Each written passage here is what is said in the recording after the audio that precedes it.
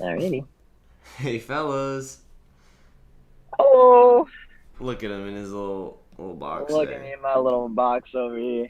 I'm in my big alpha studio. He's in his beta Let box. me out. Let me out. Help! Eric's trapped in a box again. Uh, Help! I'm in a box. Alright, all memes and jokes I got aside here. shipped to Tokyo. Yeah, my guy's back in Tokyo. Um, it's Fellas Friday, huh? July It is Fellas 30th. Friday. How exciting is that? I Um, amped up the fellas on a tweet. I just said drama, draft, trade, bets. Holy fuck, it's gonna be a great day. Get It in. is gonna be a great day.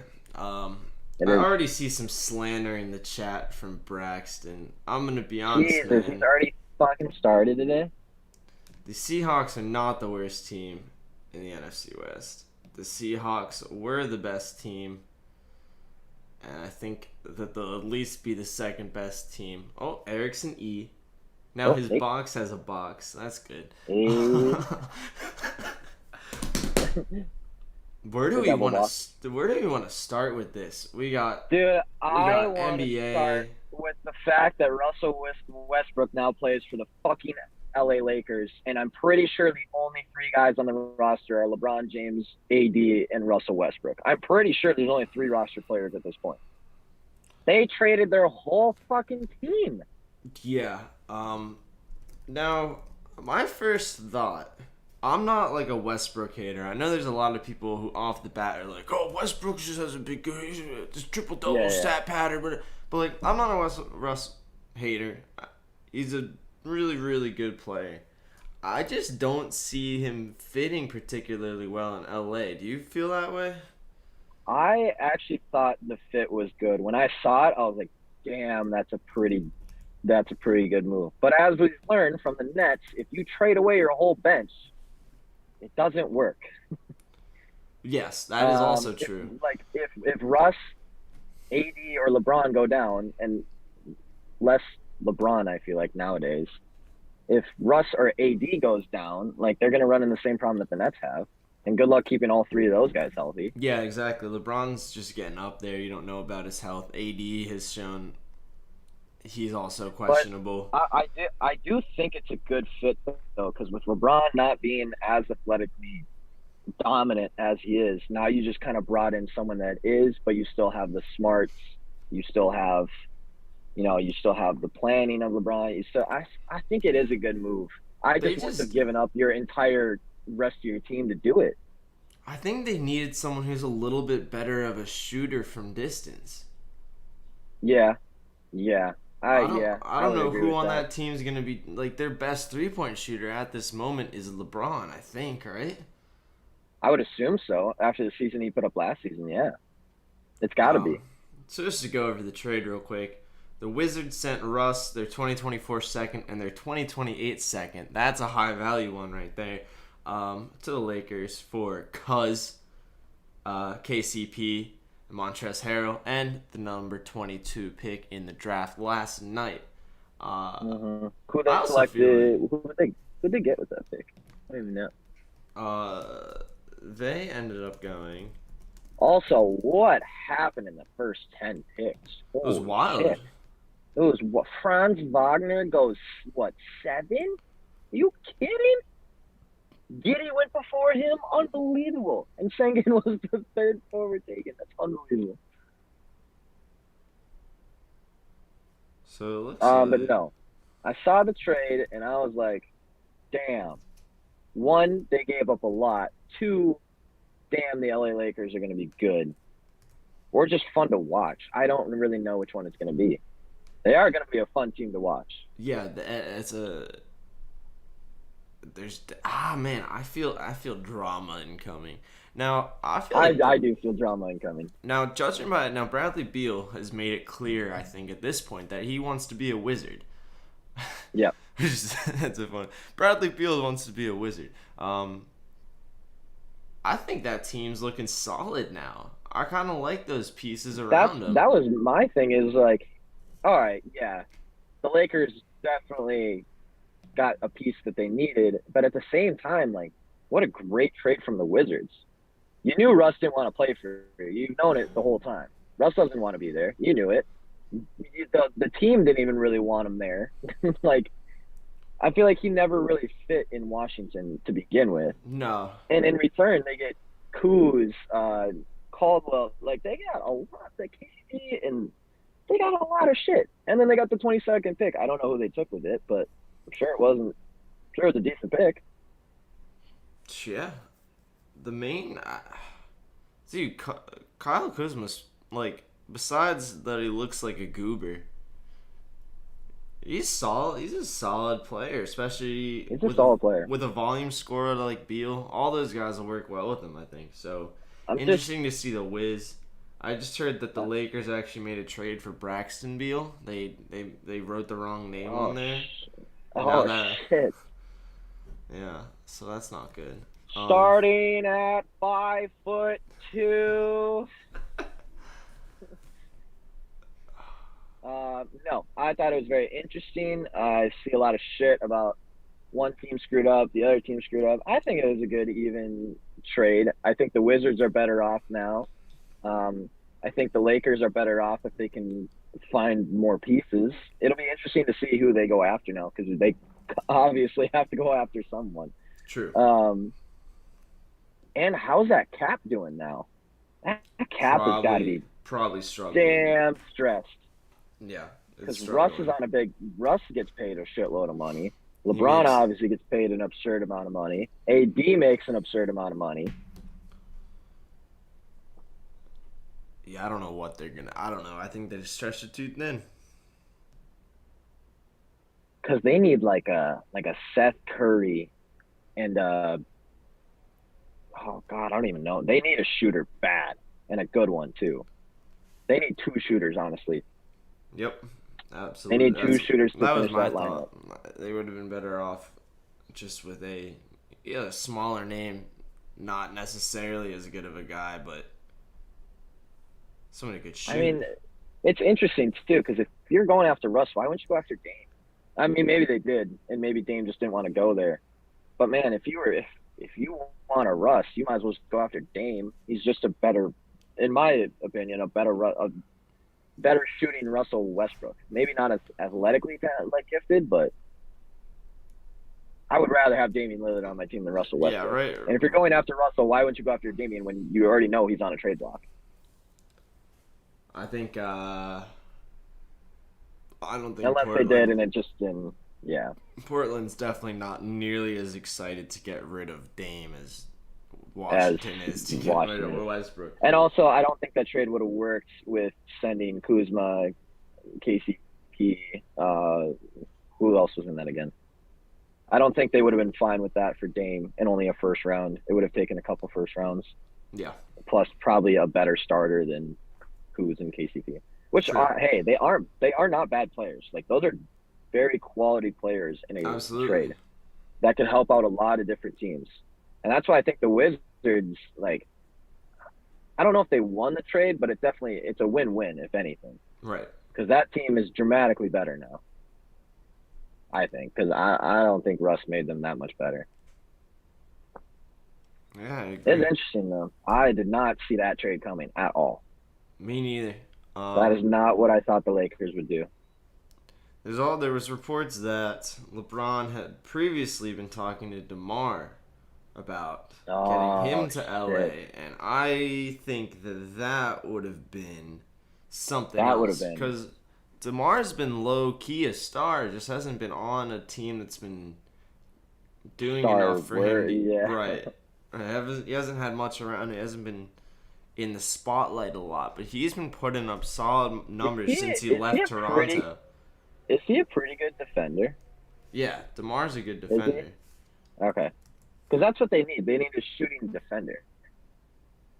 Like, at the end of the day, I mean, I guess every team needs a shooting defender, but if there's something that the Lakers desperately need, it's someone who can shoot and someone who can help on defense. But I will say, I don't know who'd be better on defense, him or Westbrook. I'm not even sure at that. But,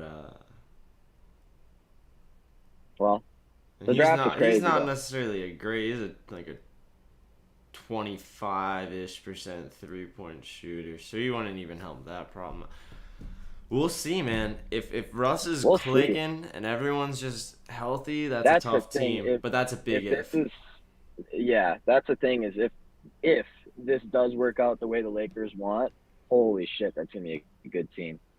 Yeah. Because Russ is a game changer, whether you like him or not. Russ is a game changer. He's athletically talented enough to take a course of a game, and especially when he has help from AD spreading the floor and LeBron, like damn, he's gonna have a lot of space to do a lot of shit. True. Yeah, let's talk about the draft a little bit. Yeah. So no one's surprised with the first overall. Cade Nope. Cunningham goes to Detroit. As Pretty well as easy. Luka Garza, fucking idiots. Yeah. Anyways, I really thought he was gonna go to the Sixers. I'm not gonna lie. Oh, Garza? Yeah, he was I right could around the area where the Sixers had a pick. It was like the 50th or around the 50th, and I was like, I wonder if they do grab him. But boy, Detroit he did not made a he did mistake. not make it there. No. Let's see. Our 3 picks for the draft did quite well. Nice. We missed on the Franz Wagner. That sucked. He went way earlier than he should have. He went before Sengun, which doesn't make sense. But then we hit James Bouknight, who ended up going like 14. He was pissed, by the way.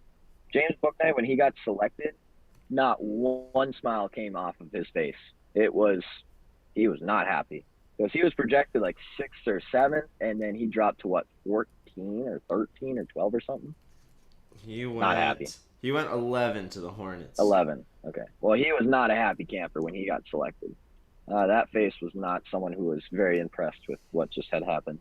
Other notables. Giddey getting taken 4? 5? He got taken 6 for the Thunder. Was it 6? Okay, 6. Yeah, out of Australia. That was a hell of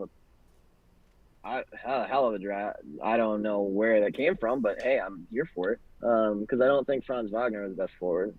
It's interesting to go to take him in front of Kuminga, I believe, is kind of the.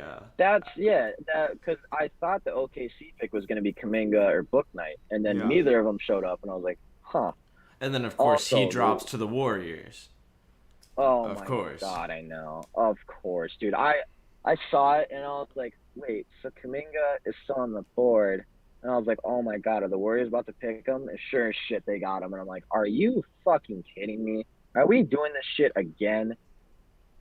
That team is, and I'm surprised that I haven't heard more about them in like a narrative about the Warriors.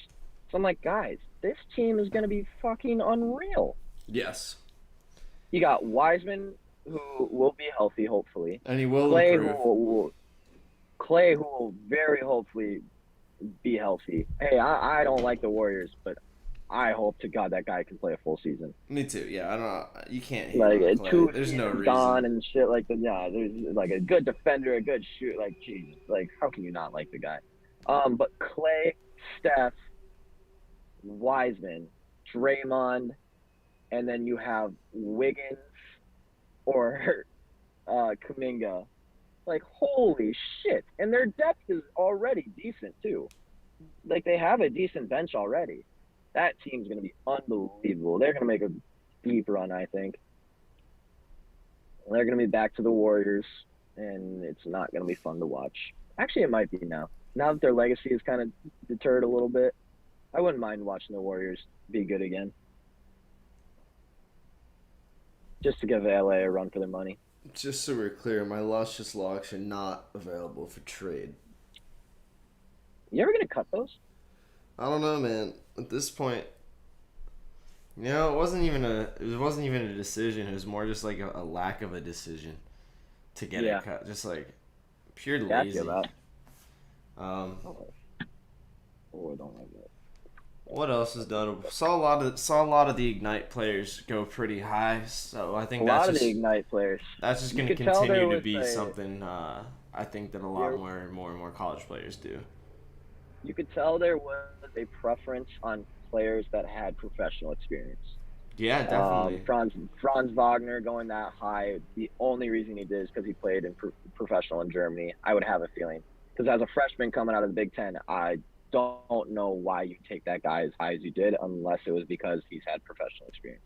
And I think he's played like 50 something games in Germany professionally. So, and then all the Ignite players, the G League Ignite players, you saw Giddy get taken really high because he's played professional over in Australia, I believe, right? I'm not Yep. wrong about that. Yep. You saw Giddy get taken high. You saw the Real Madrid guy get taken decently high.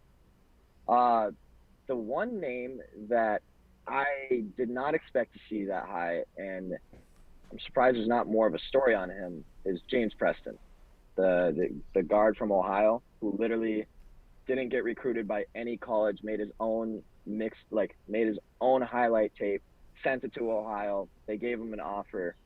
The only school to offer him D1, or I don't even think a D2 maybe offered him.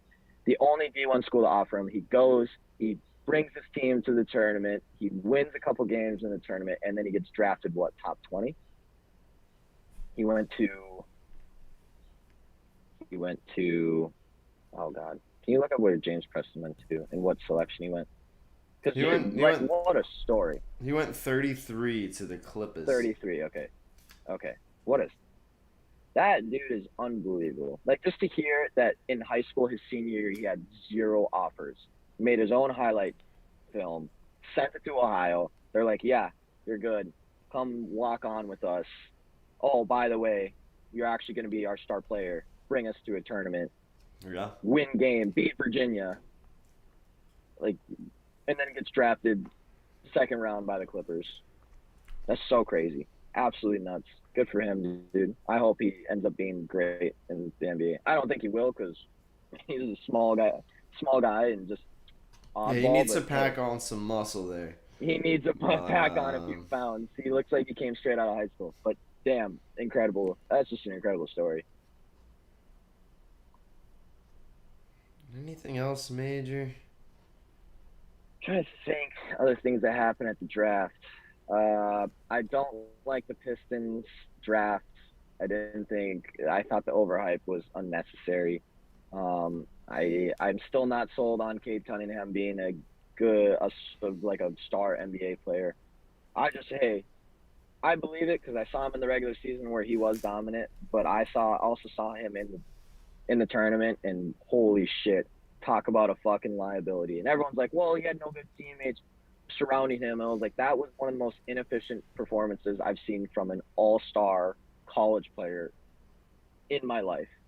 He was an absolute liability to Oklahoma State in the tournament. And I'm like, that is just not someone I would want as a first overall pick. That's just not. Yeah. A little. So, Sixers pick.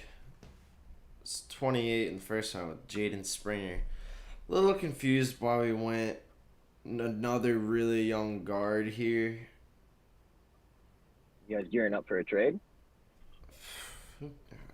But yeah, I think the main depth issue is not at guard, and is where we have plenty of options. I'm not sure about. That's all right. And then I like our second rounders though, if they ever make the roster. Filip Petrusev from Serbia.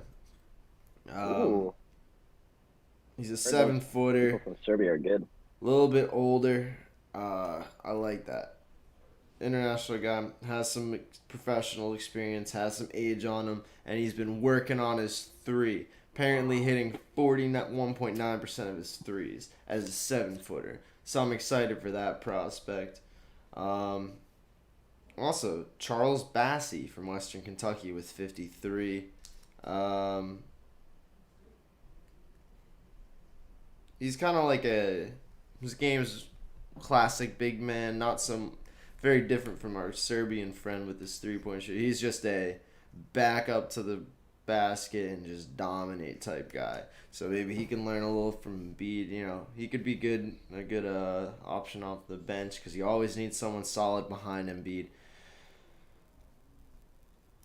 Well, I have something to say, and then I have to hop off for a little bit. But Okay. I'm so excited with the Timberwolves draft last night. Wow, what an awesome draft we had. Taking 0 players because we took D'Angelo Russell and gave away all our picks for him. So yeah, I had a great time watching the draft last night, watching no players get selected in Oh, the yeah, draft. that was your 7, huh? Yep. So with that, I'm out of here. Great draft by the T Wolves last night. Yep. Can't wait to see our season this season. Poor guy. Poor guy. Bye, fellas. Bye, Eric.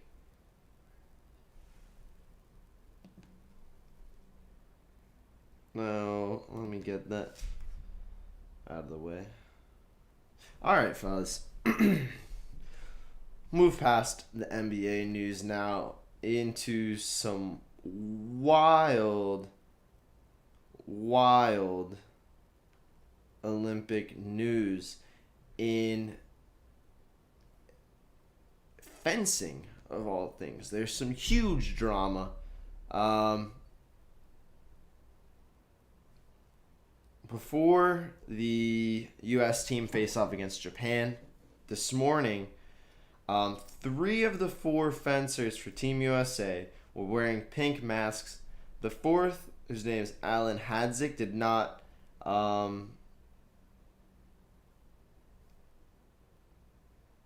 So he joined the team as an alternate, and this was under protest because he had several accusations from several women of sexual misconduct. He ended up getting a suspension, was not allowed in the Olympic Village. And it seems like the rest of the men's team were not happy he was there. In a very public way, the rest of the team all had pink face masks on, and our guy Allen did not. He just had a black one. He didn't even compete though, and then they ended up losing to Japan. But this was a pretty major and pretty public like stance against this guy right next to his face. So they're not hiding behind anything. They're standing right there. Man, you have the same laptop? It's pretty sweet. I've had some problems with it. Sometimes it just gives up. But don't we all once in a while? Jeez. So anyway, getting into this guy. He was suspended by the U.S. Center for Safe Sport, which I just learned was a thing. He went to Colombia, where he found several allegations of misconduct. Got a Title IX suspension. And then a whole other thing happened at a bar where he made some unwanted advances. Then his suspension ended up getting overturned after he qualified for the Tokyo Olympics.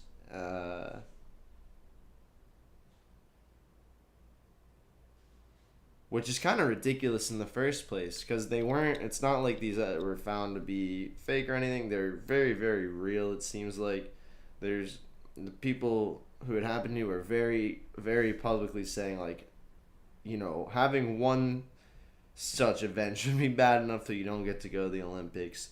Having multiple that are pretty, you can't say much about these ones. Like, literally, like, already gotten suspended Title IX, suspended from the U.S. Center for Safe Sport. Like, people already made decisions and were like, he is guilty of this. But they flew him out to Tokyo, made him live separately in a hotel away from everyone else. Which is like, I get it's the Olympics, but the email, this is the email they sent him.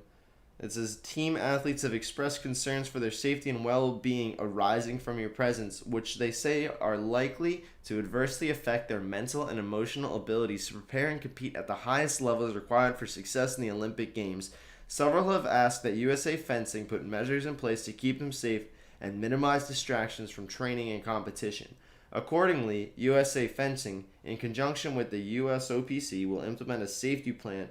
Like, all right, end of the day, if you're sending someone out to the Olympics, you should not have to have a safety. Anyone who requires a safety plan and needs to be put in their own hotel for the emotional and mental well-being of every other Olympian probably shouldn't be there. And I think, assuming it seems like the men's fencing team, the rest of them felt the same way with their public stance there. So initially they protested it and said, "Don't do it. Don't let them come. Don't let them come." But there was even a petition online for from one of the women's fencers for the USA, Catherine Holmes, where everyone on the team signed it in support of not allowing this guy to come, and then he actually came. So, and then there's some back and forth about, oh well, they didn't actually sign it, but very publicly it seems like the team is absolutely standing by the accusers and not the decision to let him go there. So just something interesting. They didn't end up. He didn't even end up fencing. They ended up losing to Japan, but still. This isn't about the actual event itself. Some side stuff that's pretty interesting. I'm actually shocked. Oh, it just brings you back to, like, how can you not?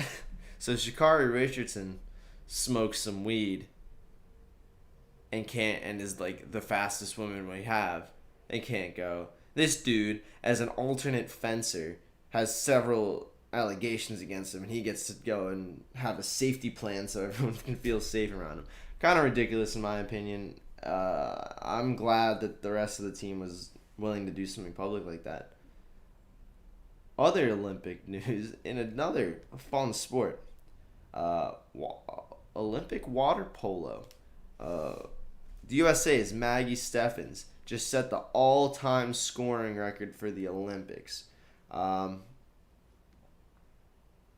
So the USA took on the Russian Olympic Committee, not to be confused with Russia. Remember, it isn't Russia. She dropped 4 goals, which means she has 48 points at the Olympics, which is a record already, and they're not even done yet. So if you want to see some pure dominance, tune into now she's at 49 actually too, so the record was 48. She already bumped it up. They've only lost 1 game since 2008. The women's water polo team is electric. Tune into some of that if you want to see some pure dominance. Maggie Steffens just scoring water polo points left and right, easy. So that's cool. What else do they got?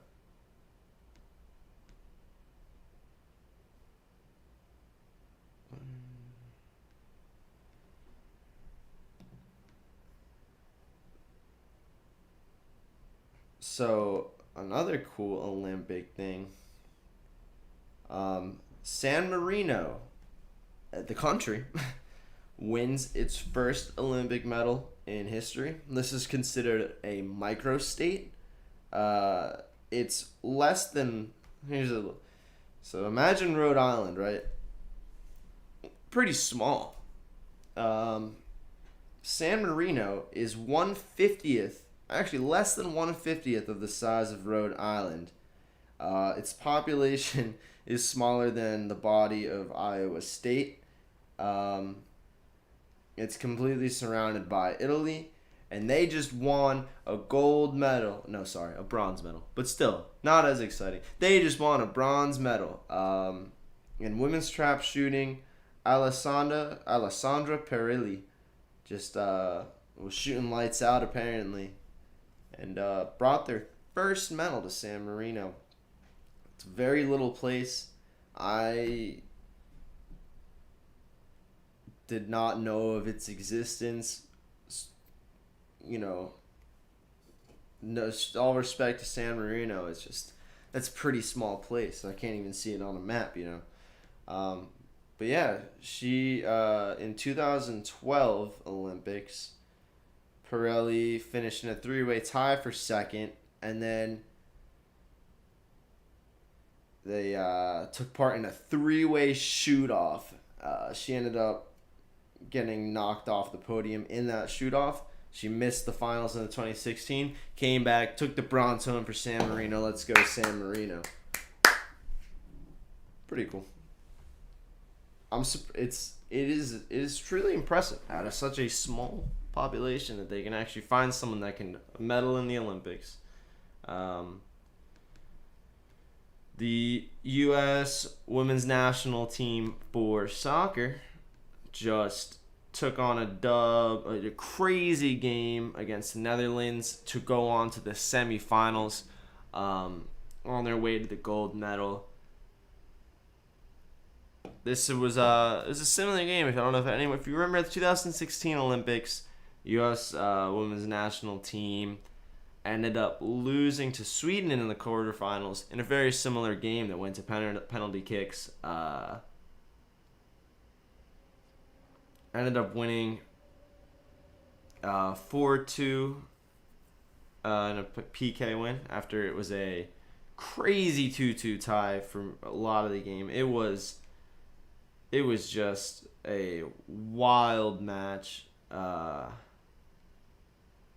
keep an eye on this team. They're going for gold. Absolutely. I know earlier they lost their first game in a million years or whatever. But hey, you gotta lose them eventually, and it's better not to do it in the finals. Let's keep it up. We need those golds. Quick medal count check. Whoa, okay, interesting. So, the United States of America, still in the lead for the total medals at 41. But boy, is China inching closer. They now have 40 total medals. Also have 19 gold, which is 5 more than the U.S. with 14. Japan also has 17, so U.S. is third in gold medals right now. We have a wild amount of second place silver medals, though. We got 16 of those and then 11 bronze for a total of 41. Still hanging on to that total medal count lead, but just by a medal. We need some big performances at track and field. We need that women's soccer team to take home with gold. We can't. Hey, come on. We don't have to get as many golds as everyone else, but we gotta win the medal count. We gotta. What else do we have here?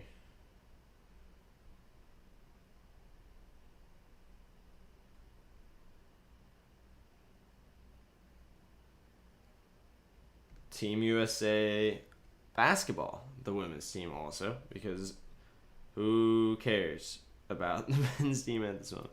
Just kidding, but they're gonna have to do some. They're gonna have to do some winning first for us to really get back on their side. They just won another one. They had a 30-point. So Japan ended up taking a 30-point first quarter against Team USA. Pretty crazy. But then the ladies put the clamps on. It was just. They just shut it down. They ended up winning 86-69 after a 30-point first quarter. 39 points for Japan in the entire rest of the game. They came in with 86. They took a 2-0 record in their group, Group B. They're now in complete control of their pool play. They're leading the way in that, and that's their 51st straight Olympic win. That's another gold medal. That's going to be, if they win this, it'll be their 7th straight. Japan's now 1-1 after the loss. But they're actually playing a lot better. They ended up beating France, who was a heavy favorite against Japan, and then they stayed pretty tight with USA for a while. They just could not get it done, but they came out hot. USA, they're just so much more physical. They're so much bigger. They're WNBA players. I mean, they know what they're doing. They're very, very fun to watch. Way less frustrating than the men's team. Let's give them some shine,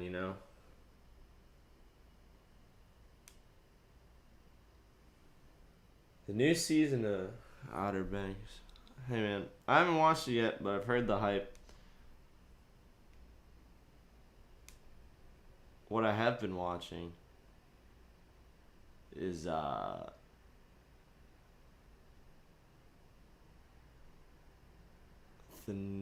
dude, I don't know. I just saw the new Space Jam. All right, hot take on Space Jam because I want to put this out there. Everyone was saying Space Jam was bad. Everyone was saying Space Jam was bad. I don't know if it's because I have child brain, but I thought it was great. I loved it. I loved it. Yeah, I can't. I don't have time to watch Outer Banks. Too busy watching Space Jam 2: A New Legacy. I get it. LeBron's not a great actor. I get it, but he's not an actor. He's LeBron James. We know he's not an actor. He's a basketball player. He's LeBron. I thought it was funny. I was amused. Like, yeah, if you want to break down the story, like, oh, it was funny. I don't know. And then they had Michael B. Jordan. Oh, it was good. Stephanie's son loved it. I was a fan. There was a. I will say, I really like. I'd be interested to know how much of the script that LeBron actually wrote because it was a little bit like I'm a good father now, and he did just beat up on his son. I don't know, kind of that whole part, the whole story with him and his son. Little weird, especially weird that it wasn't his son and not his. I wish they'd actually put his family in it. Maybe they didn't want to. I don't know, but so that was all kind of weird. But I thought there was enough funny moments where I was into it. What else do we got here? But yeah, I'd give it like a 6.8 out of 7.2 out of 10. That's how I felt about it. It wasn't anything. It wasn't amazing, but I enjoyed it. I was smiling.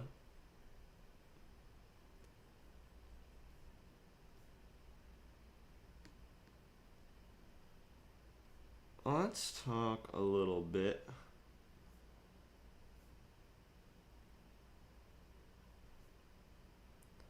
Now wait. I think that Eric comes back for bets. But I don't know. He just disappeared. He was in a car. I don't know where he's going. But, so our guy Eric might be back for bets. If not, hey, it's alright. But I'll have to find out. Because I'll have to set that all up. The IT boy has been doing a lot today and yesterday. Setting up the whole stew. And then setting it up for the Zoom call as well. But it's all good. Here we go. This is actually just came out an hour ago. Oh my goodness. I was just saying we need to get those golds in track and field so we can catch up to China and Japan. Well, that's not good. The United States 4x400 meter relay team, the women's team, was disqualified. We were gold medal favorites by far.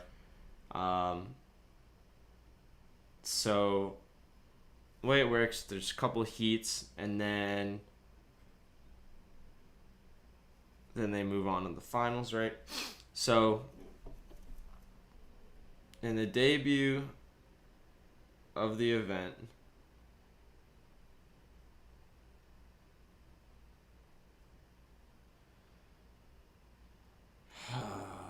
there was a problem with the handoff zone. For those that don't know, on a track, I'm sure a lot of you have seen a track. You got the triangles on it, and basically, there's different measurements for different ones. Most of the time, though, there's a triangle that's facing one way, and then probably 10 meters down the track, there's a triangle facing the other way. Basically, the person who's receiving the baton can have their back foot where the back of the one triangle that's facing away, or the flat end of it, they can have their back foot on it but not in front of it. And then they have to receive it before they get past the second trial. Pretty simple. However,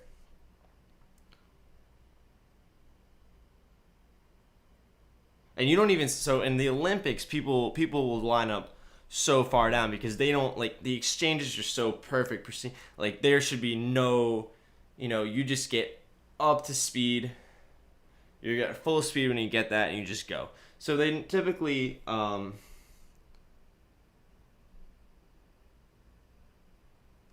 like, this was bad.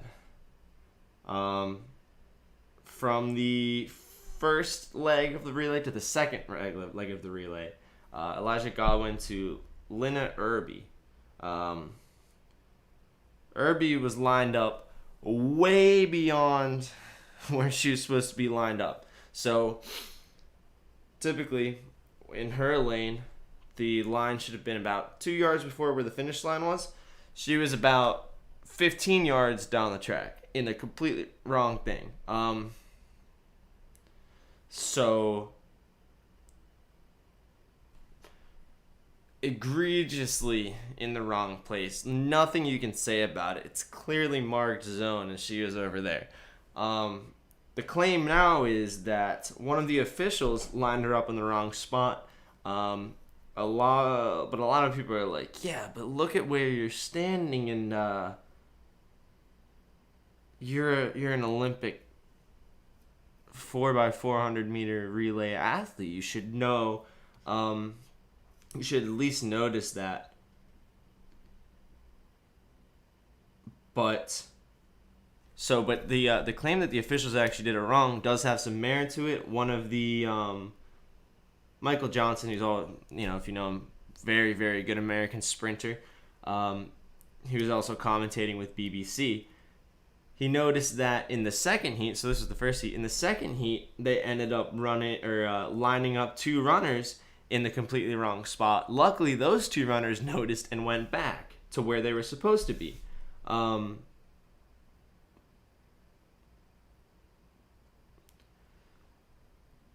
don't know what's going to happen with this.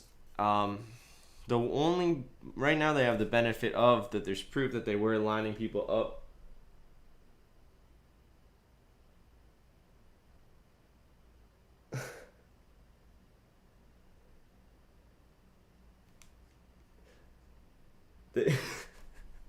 I just looked at the chat. Yeah, the intro credits for that. It had its moments. I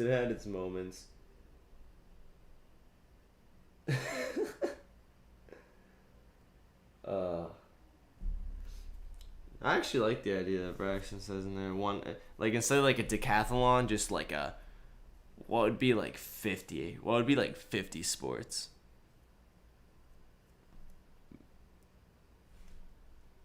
Or 100, a centathlon, would that be that?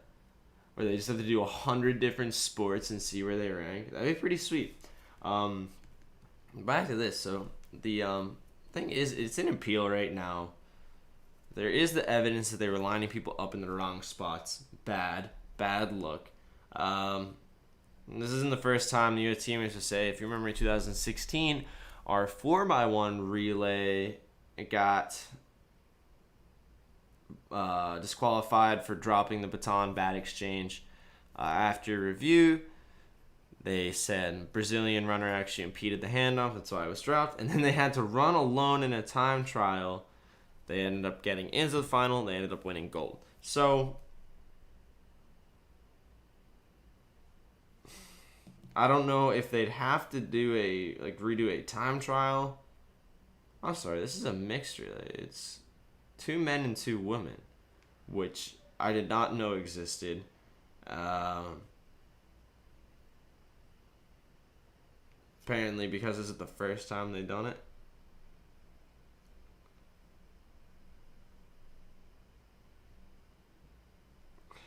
Some other, this has been the first track day as well.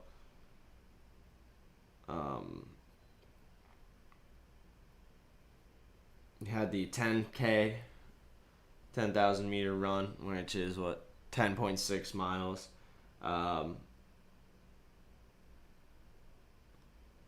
So Ethiopia took the gold in that one. Solomon Barega, 27 minutes and 43.2 seconds.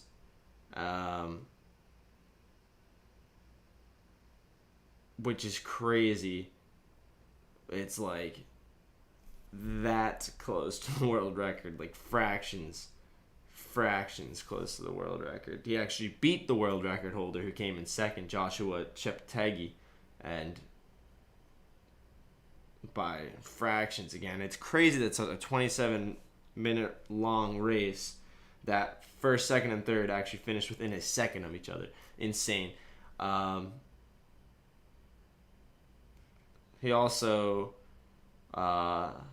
he didn't set the world record, but his final 1,000 meters of the race was the fastest final 1,000 meter of any 10,000 Olympic ever. So that was pretty crazy. U.S. had a guy, Grant Fisher, came in fifth, 27:46:39. That actually tied Galen Rupp, if you remember that name, from 2016.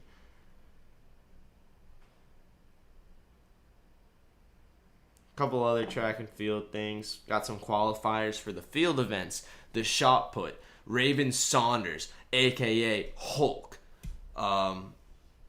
was rocking a Joker face mask, has green and purple hair, and chucked that shot put 63 feet and a half an inch. Qualified third, moving on to the finals.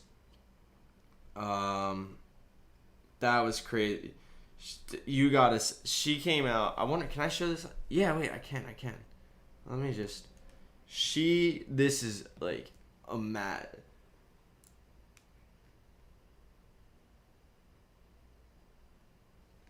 Yeah. Wiley Coyote stole another one of LeBron's Finals MVPs for real. I'd also say Tweety Bird, for being rather undersized, really came out. Did her thing. You know, I know Lola's got the fundamentals, but Tweety was out there. Bugs, on the other hand, I get it. We weren't playing her style of ball, but you can't mope around Bugs. And those are my takes. You gotta see this.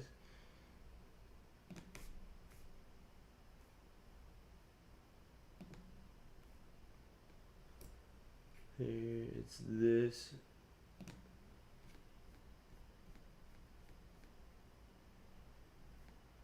Like, this is... Now, you just have to keep in mind that Raven, her name, a.k.a. Hulk, is able to chuck a metal ball very, very far. That's actually what she does in the Olympics. She's... Where? Uno momento.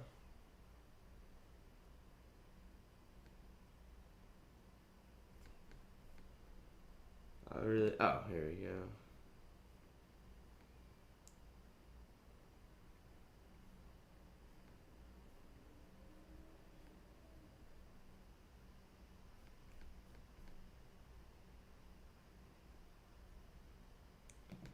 Whatever. I'll find my own picture since this wants to be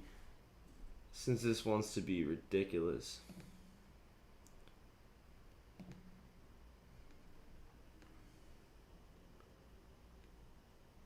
And then go this. Hit this one. I'm doing a lot of... I'm putting in... There we go. USA Track and Field tweeted this out.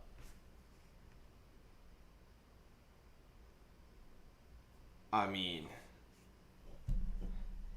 And she can chuck a metal ball that's meant to be heavy and hard to throw 63 feet. That's 31 yards. It's like a football pass. That's like a deep throw.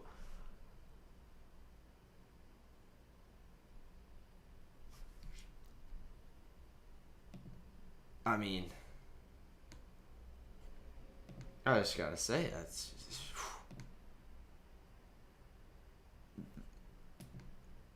She's got the look. Like, I'm shaking in my boots over here.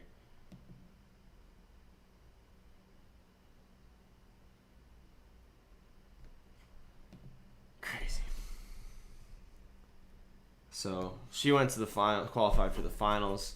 Third best throw there. Hopefully, she could take home a gold for the USA. Although it seems like the more and more things that happen, the less and less it's looking good. Um, as they're saying here, there's a ton of events going on. I'm going to see. I'm just going to see. Do I have Eric on for the bets? And then.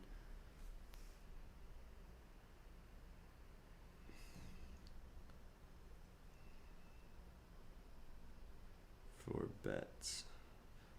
Anyway. What else do we got?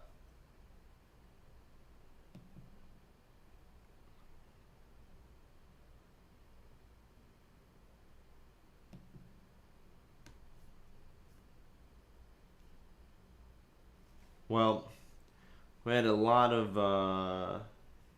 Actually, you know what? What we'll do, we'll kick to a break, and then we'll come back for bets, with or without Ewick. My sticky note has been pretty solid. Don't you worry.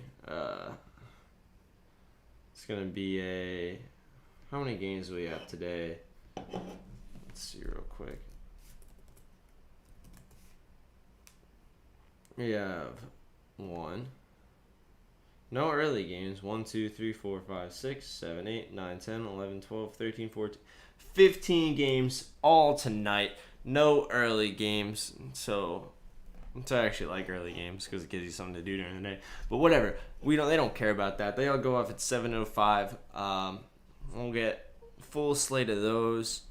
Get everything together when we get back. With or without an Eric. Could have one. Up for debate. Be right back, fellas. Switch it over. Bam.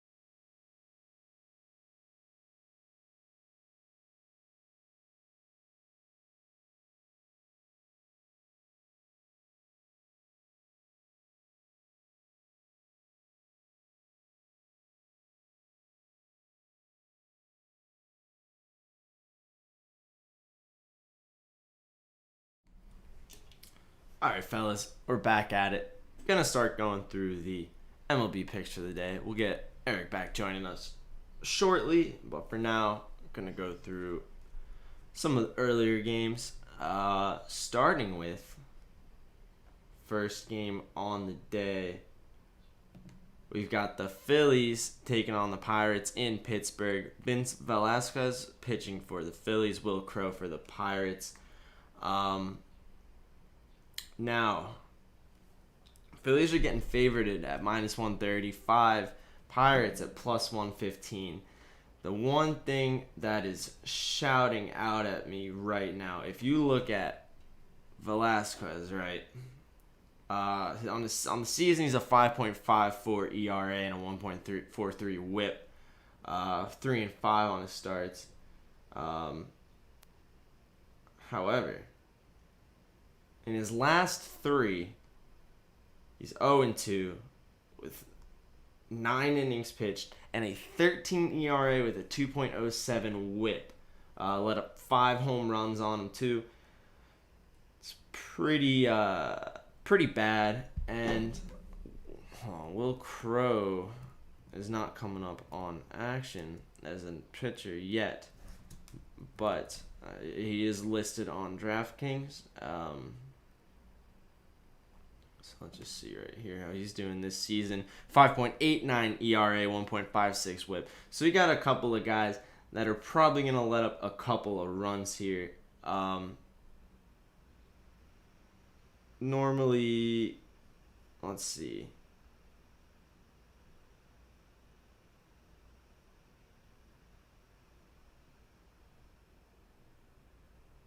So they're both probably going to go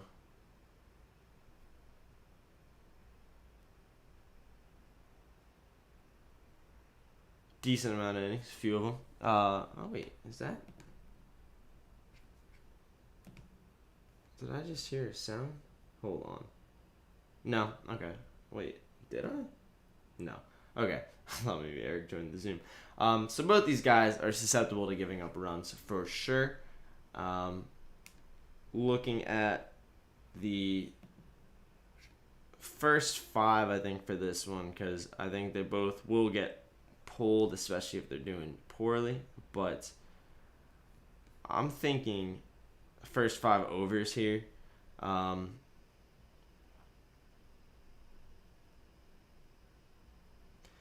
total right now, just total first 5 is over 4.5.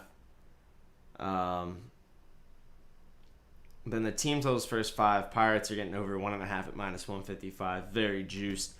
Phillies over 2.5 plus 100. I'm thinking. I actually like this, although it's over 4.5 is tough first 5. I think both these guys are gonna give up some runs for sure here, and we're gonna see runs early in this one, I believe. Let me try to get this all set up. Yeah, Phillies Pirates, Yurfie, I agree.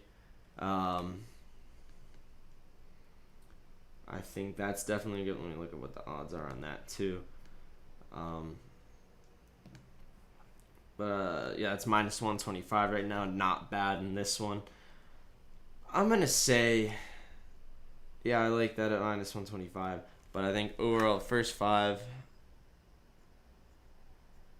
Philadelphia, Pittsburgh, over 4.5. I think they're gonna crank them. What's the game total in this one as well? Is 9 over under 9? I kind of like the over here too. The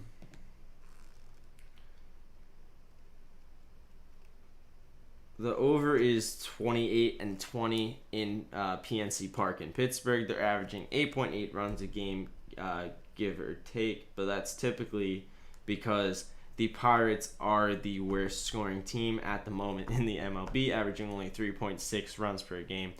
But against this guy, they're going to do way better than that, in my opinion. I kind of, you know what? The game total might be better just for those odds. I'm a little more confident in the first 5 one, but game total at 9 over at minus 110 is also nice for those odds. I'm leaning that as well, over in that one and over in the first 5. Both seem nice picks for that one. Move on. I'm trying to.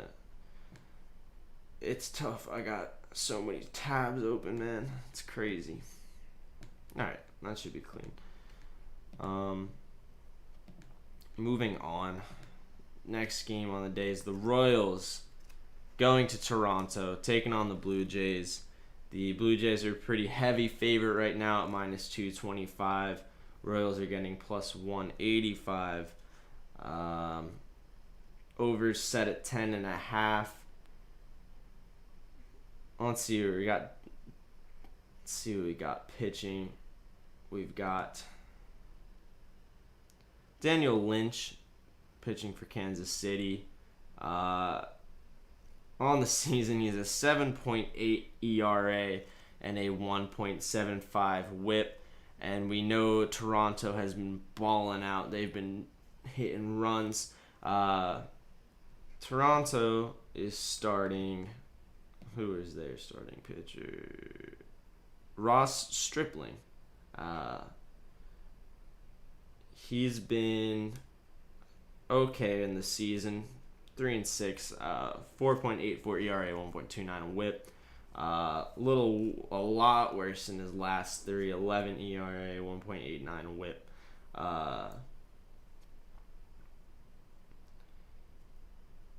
He is on a 1-win streak though. And Lynch is coming off a 2-win streak.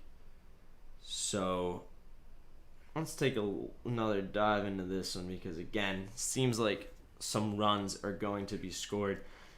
First, I'm going to look. I'm thinking immediately Toronto team total over. Lynch is better than the numbers indicate. He got shelled by the White Sox. All right, I'll keep that in mind. Over's 10.5. Over's high. I don't want to guess at the game total at 10.5. I don't think.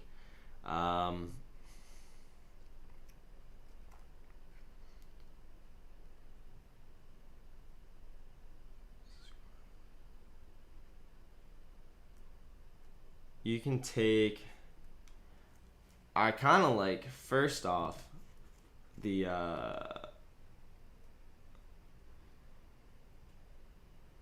the Blue Jays team total in the first 5 is already 3.5. Their actual total is 5.5 at minus 140. I don't even know if that's something to mess with.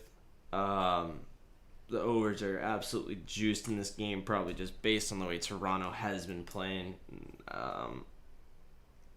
They're going to go crazy. I think if you're looking, you could parlay one of these overs with something else. I wouldn't be taking them straight up. Just because they're the first 5 ones, I experienced yesterday a lot of first 5 inning things that would have hit if it was the first 4 in the unders, and that would have hit if it was the first 6 in the overs. You never know how those are going to shake out, and we're getting 3.5 in the first 5 overs. Insane. So I don't know if I trust that. I do like Blue Jays first 5 minus 1, just to have that lead in the first 5 at minus 120. A little cold for the boys out there. All right. I'm thinking. Let's see where that. This also says.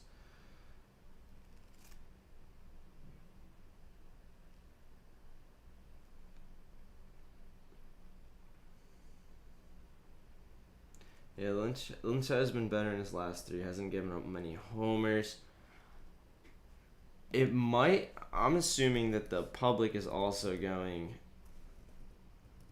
very strong on the over. I'm having trouble logging in to see this. To see the where the public betting is going. but I can only assume that the over is being hammered in most cases. Both coming off 4-game rests. I'm leaning the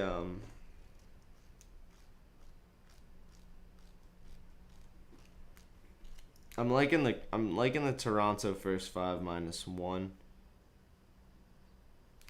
I don't necessarily I don't know if they'll be stomping anyone. I don't know. I don't think it's going to be a huge Toronto game, but I do think they'll have a lead in the first 5. And we'll see how it goes after that. But at minus, what was it, minus 120.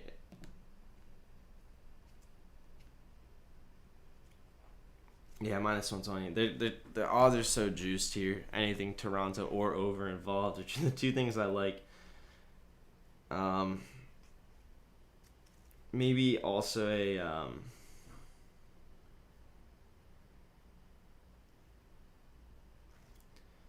Daniel Lynch over 3.5 strikeouts is also decent. It's just at minus 140 again. There's just so much juice all over the place. Might be a stay away game in that sense, just based on these odds.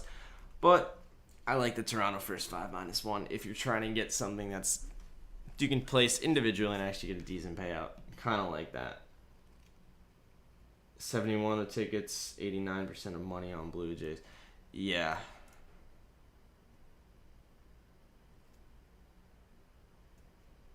Royals plus 1.5, plus 105.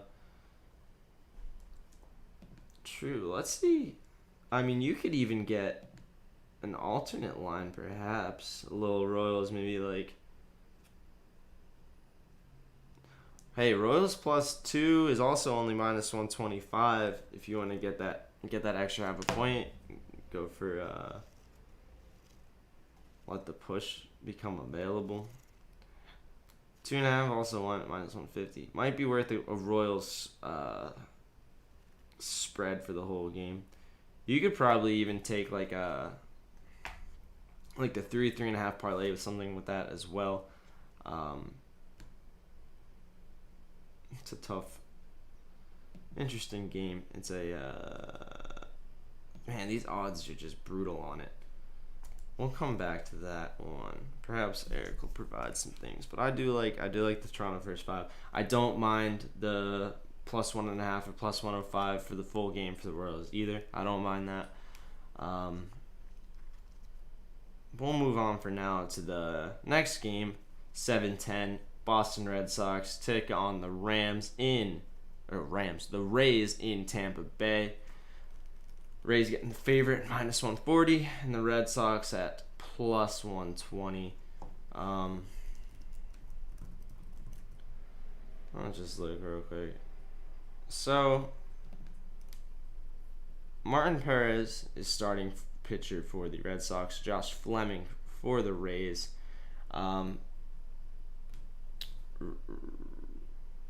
The Rays are a good home team, but the Red Sox are also a very good away team, and I haven't looked into the pitching stats yet, but initially I'm thinking Boston at plus odds a lot of the time is they're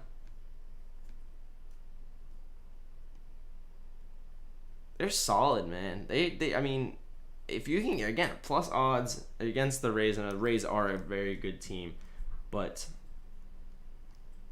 so are the Red Sox, man. So let's break down the pitching a little bit. Where is this one at? Here we go. So Perez for Boston. So 4.18 WHIP, 4.18 ERA, 1.47 WHIP. Fleming's a 4.07 ERA, 1.14 WHIP. Fleming has been getting shelled a little bit in his last 3, but Perez has been pitching pretty decently.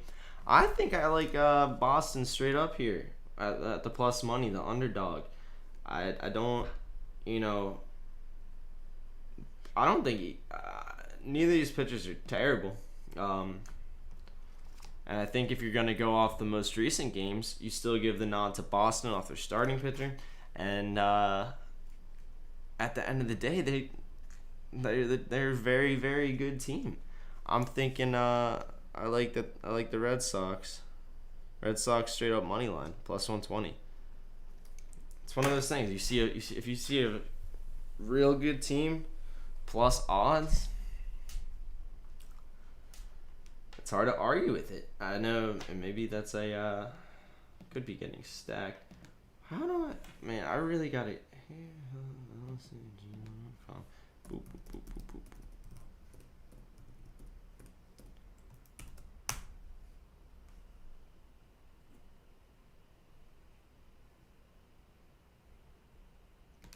All right, well, we'll see. But all right. So for that one, I'm liking Red Sox as the dog.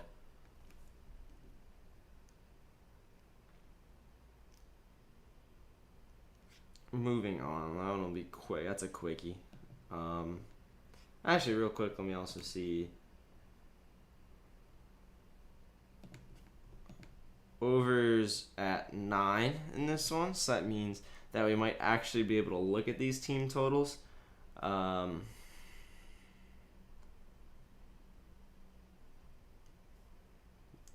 Red Sox first 5 is over 1.5, but that's at minus 150. A little too juicy for me. Wow, I also like the Red Sox over 4.5 plus 115. I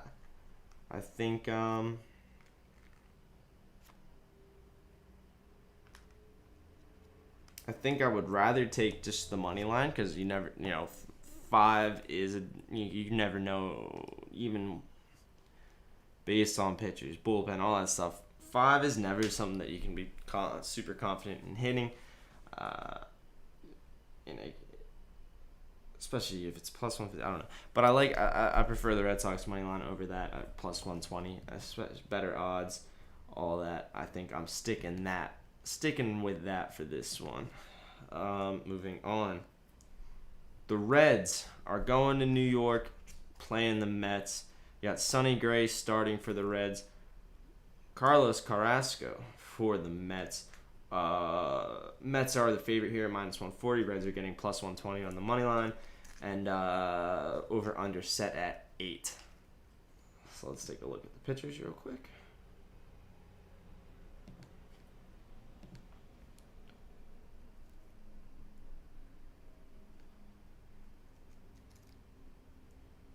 All right. So it looks like, is this Carrasco's first start? Looks like it. So that's one thing. Yeah, I don't think it seems like he has not started yet.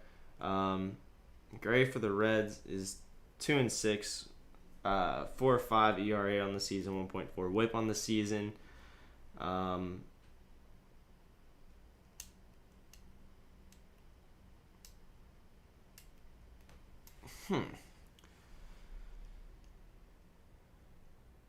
Might be a spot to look at if the over's relatively low.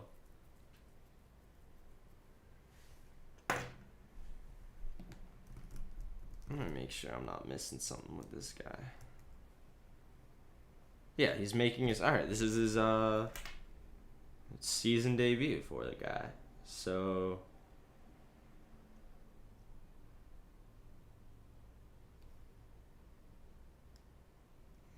he was solid in his seasons in Cleveland. Last year had a 2.91 ERA over 12 games. Year before had a 5.29 over 23. His career ERA is a 3.77. So, all right, I can see why the Mets are still getting that nod on the money line. However, I think the 8 is a little low here for the over-under. I might like the over here at minus 105. Let's take a look at the...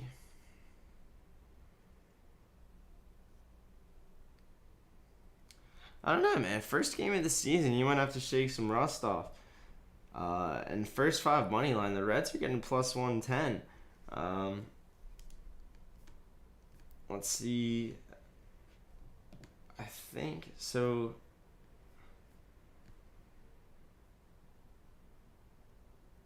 The Mets don't score a lot of runs. Reds are scoring a lot. I kind of like. All right, off the bat, I'm liking the Reds' first five money line at plus 110. Um, I'm also liking the total for the first five, only over 4 minus 110. Team totals as well. Reds over 3.5 at minus 115. Mets are over 4.5 at plus 115. I'm kind of thinking basically. I like everything on the Reds except the full money line. Here, this one we're getting Eric on in 2 minutes, but I'm interested to hear if he has the same take. Because looking at this, I think you can make some serious with all these, a lot of plus money, a lot of good odds.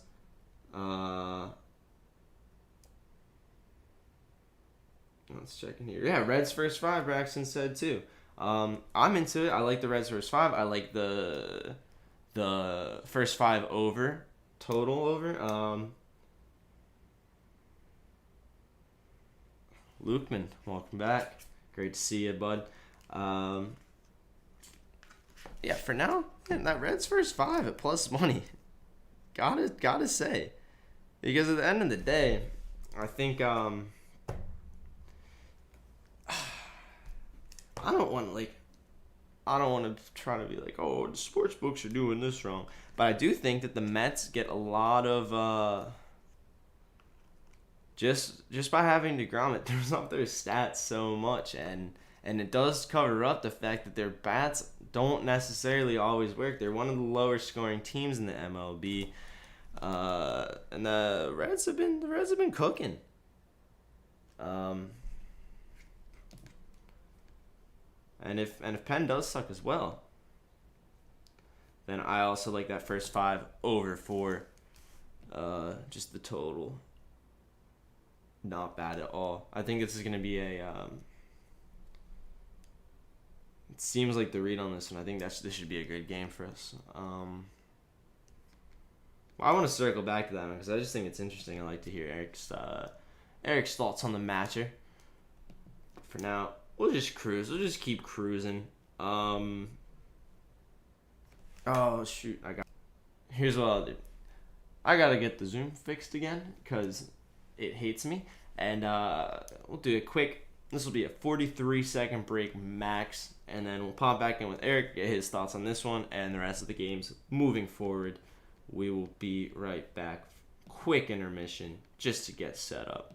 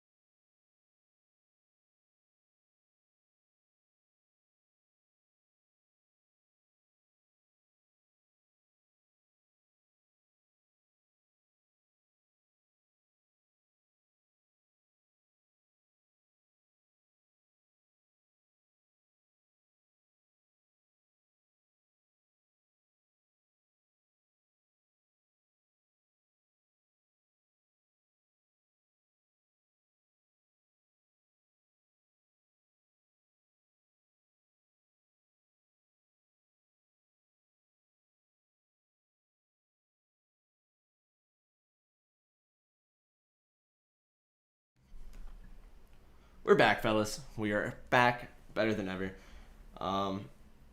Let's see what Eric thinks of my lead so far. We're back. 8. Get out of there. Hello. I'm back. I'm ready. All right, Sean. What did you get so far? I have missed the whole betting section. What do you got for us? All right, right now, my general leans in that Philly-Pittsburgh game, the first 5 over 4.5. Both of these dudes are gonna let up runs.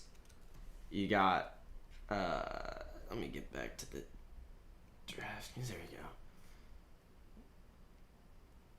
Oh, dude, I straight skipped Cubs Nationals. Oopsie. Vince Velasquez for the Phillies. He gets rocked. Will Crow. We know about Will Crow. First 5 over 4.5. I like there. Both these guys are just letting up runs. And the game total over 9 as well, I think, is something to consider. Royals, Blue Jays. I like the Toronto first 5 -1. And then we were talking about Royals, maybe plus 1.5. Also, maybe an alternate line for the Royals, parlayed with something else. I like the Red Sox money line against the Rays, plus 120. I think that at worst these teams will be pretty even. The pitching's pretty even. And if you get plus money on the Red Sox, I like that. Okay. This Reds game, Carlos Carrasco has not pitched for the Mets yet this season. He hasn't pitched since last year for the Cleveland Indians / Guardians. The over is only at 8. I like the game total over. I like the Reds first 5 at, what was that, plus 110. Yeah, Reds first 5 money line at plus 110. The first 5 over 4. I think this might be one to attack. Yeah, I see. I mean, obviously not having stats for this pitcher is a little bit nerve-wracking, but like he hasn't put up good numbers in the past, really. He had a decent season last season, but other than that, nothing that impressive. And then Sonny Gray looks like he's regressing big time lately. Started out the season not too bad. Then in May wasn't too bad, nothing great. Went into June, only pitched twice in June. And then ever since he came back in July, he just keeps getting worse and worse. He went from 1.25 to 8 earned runs. Strikeouts have gone down every game. Walks are way up. He let up 3 dingers the last game to St. Louis. Yeah, he's struggling as of late, and I expect him on the road to struggle even more, honestly. And with the Mets like that, yeah, dude, I think the over 8 that seems low at the moment. Yeah, I think so too. And what are both of our team total here? I got to bet you. What are both of our team totals here? Because that might be something that worth looking at. Yeah, the team totals, they're a little. I like the Reds. The Reds is over 3.5 at minus 115. I do like that. The Mets over 4.5 is just too much, even plus money. I don't think the Mets just don't really have that great at bats. They win on their defense, not their offense, and yeah. That's why I really like the Reds first 5 money line plus 110 plus money on that. And then the over 4 in that as well, I think, are both solid. Yeah, I'm writing down Mets Reds over 8. It is at 8, right? Yeah, it's at 8 minus 105 as well. And then I'm writing down as a lean Reds over 3.5. I have minus 120 on BetUS. I'm using BetUS right now. I think that's pretty solid with a brand new pitcher in there that we really don't know anything about. Reds bats they've been booming. They've been booming. The 8th ranked offense in the whole MLB, which I think kind of goes underrated. But yeah, look at their game log in the past 10 games. 7, 8, 7, 5, They've been hot. 6, 5, 6, 0, 4, 11. Like, they are putting up some fucking numbers. Yep. And they're not going against some kind of ace, man. He's just like, he's okay, been on a downwards trend. Right, yeah. If he goes out there and pitches great. But, like, man, you're not pitching for a year. You're going against the Reds. And even if he pitches great, I can still see the Reds getting 4. Yeah, the Reds can still get some runs in there. Definitely push it to 8. And if Sonny Gray gets absolutely dismantled, which he has been lately, the over it hits easily. Yeah, I like that. Plus the over eight's at minus 105. That's kind of nice. Yeah, that's nice odds on that. All right, All right. all right. It's a good game. So it's a good one to come in on. I like that one. Yeah. Also, what did you say you had for the Vince Velasquez versus Will Crow game? The I like Phillies Pirates. I like the first 5 over 4.5 there, and then just the game total over as well over 9. All right, cool. Because that's what I was thinking too. Because Vince Velasquez fucking sucks. He's terrible, and that I think that first 5 over 4.5 is. Are we sure that he? Are we sure that? Oh, he is pitching today. Okay. Yeah. Because he pitched yesterday, did he not? But I guess it didn't. He didn't go through the whole. Yeah, never mind. Because I thought he was listed as starting pitcher yesterday, but it says he did, but it says the 0 innings pitch thing, and I don't know exactly what that means. But yeah, I'm gonna write that game total over as well. What are our team totals over for that? Hang on, I'm just going back. 4.5 plus 105 minus 125. Honestly, dude, the Pittsburgh Pirates at 4.5 plus 105 is not a bad line at all. No. That's not bad. Vince Velasquez is terrible. I think also Will Crow, man, is nothing special either. No, he's 5.89 ERA. And it seems like you see that game log. He gives up 2 like every single game. Mm-hmm. It's 2 or 4 every single time, and an occasional pull-up game. If he never goes 0, he never goes 1. It's either 2, 4, or he blows up. Yeah, it seems the best game of his season is basically the last game they pitched. But he barely Which did. didn't count anyways because he didn't get a full. Yep, it didn't even count. So, yeah, I think overs on that one. Overs. Yep. Moving on. What were we at? Oh, let's go back. I think I skipped Cubs Nationals first game of the day. The Cubs are going to Washington as the favorites, minus 120. Nationals are getting plus 100. Trevor Williams starting for the Cubs, and Max Scherzer starting for the Nationals. It has to be. I mean, I thought his last game was his last. Me too. Me too. Wait, he's officially. Oh, he's not officially dealt to the Dodgers yet. He is going to the Dodgers. Though. Yes. With what is part of that package deal? Trey Turner, I think. I think it's Trey Turner, Scherzer, and a fuckload of prospects, like an absurd amount of prospects. Reds Yurfee, yeah. Honestly, Reds Yurfee. Yeah, that's him. No shot. Scherzer starts. I don't think. Not with him being dealt to Dodgers. I don't think he'll start as well. Exactly, and the line, yeah, Braxton's right. The line doesn't reflect it either, because there's no way it would be Nats as under. Are they getting an underdog right now? Yeah, there's no way.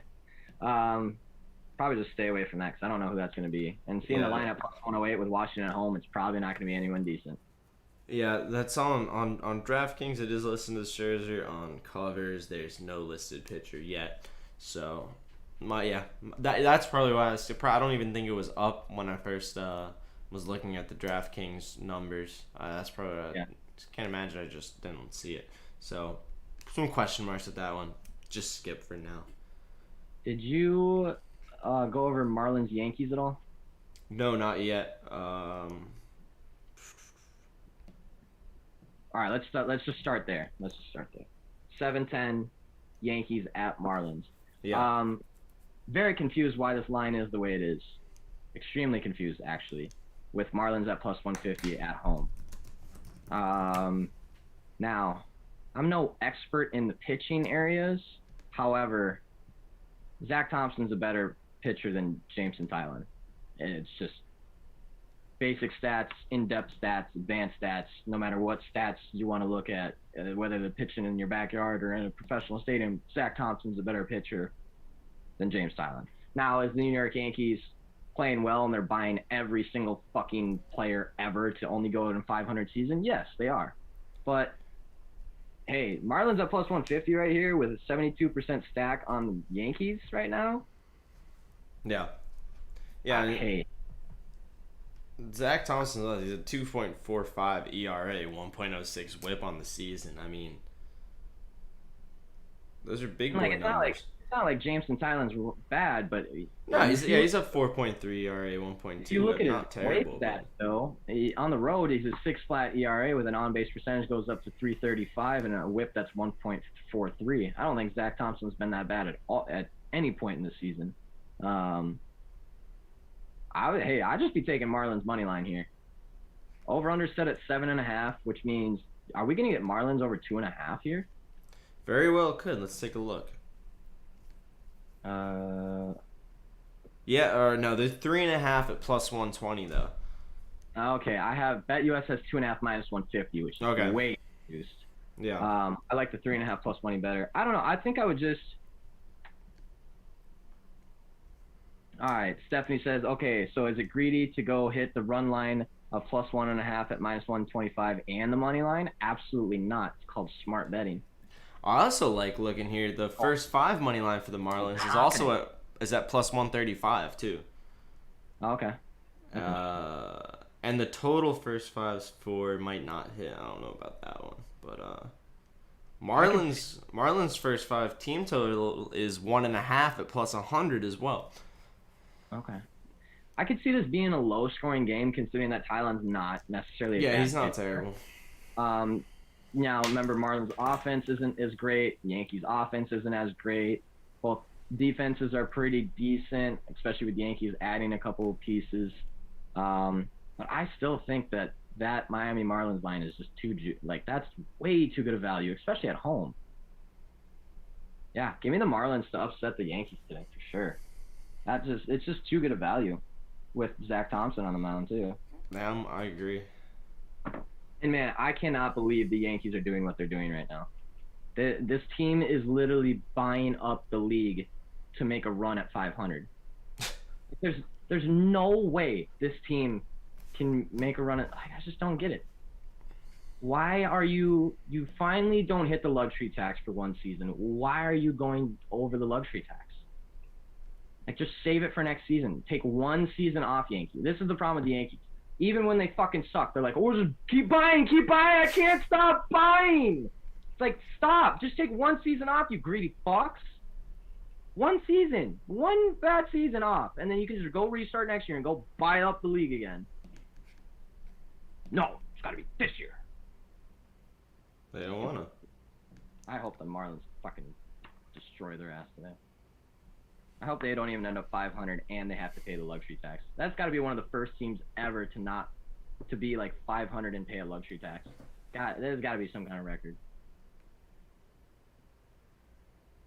I would like to point out you made fun of me for saying this would happen. Did I? Because I'm pretty sure I was talking about the Yankees buying 500 too. Did I say that? Did I make fun of Braxton? Well, if I did, it was I mean, probably. If I said that, it was just because it came out of your mouth, not because I didn't agree with it. The question is, did you make fun of Braxton? The answer might be yes. Most likely, yes. Most likely. Did you go over Baltimore, Detroit? No, not yet. And Boston, Tampa Bay? Did you go over that one? Did go over Boston, Tampa Bay. I like Boston straight up there. Okay. All right. That's good. All right. So Baltimore, Detroit. We got Baltimore on the road with Matt Harvey on the mound. Tariq Skubal on the mound for Detroit. That little fucker absolutely shit the bed last time out when I bet on him. Tariq Skubal is nothing impressive. 100 innings pitched, 4.42 ERA, on-base percentage of 320. Game log earned runs 5-1-3-5, 1-2-3-3-1. So he almost always goes 5 to 7 innings. So you can pretty much count on that he won't get tossed out too early, and Detroit bullpen doesn't have to go over horse. But I'd say he's probably good for 2 or 3, most likely.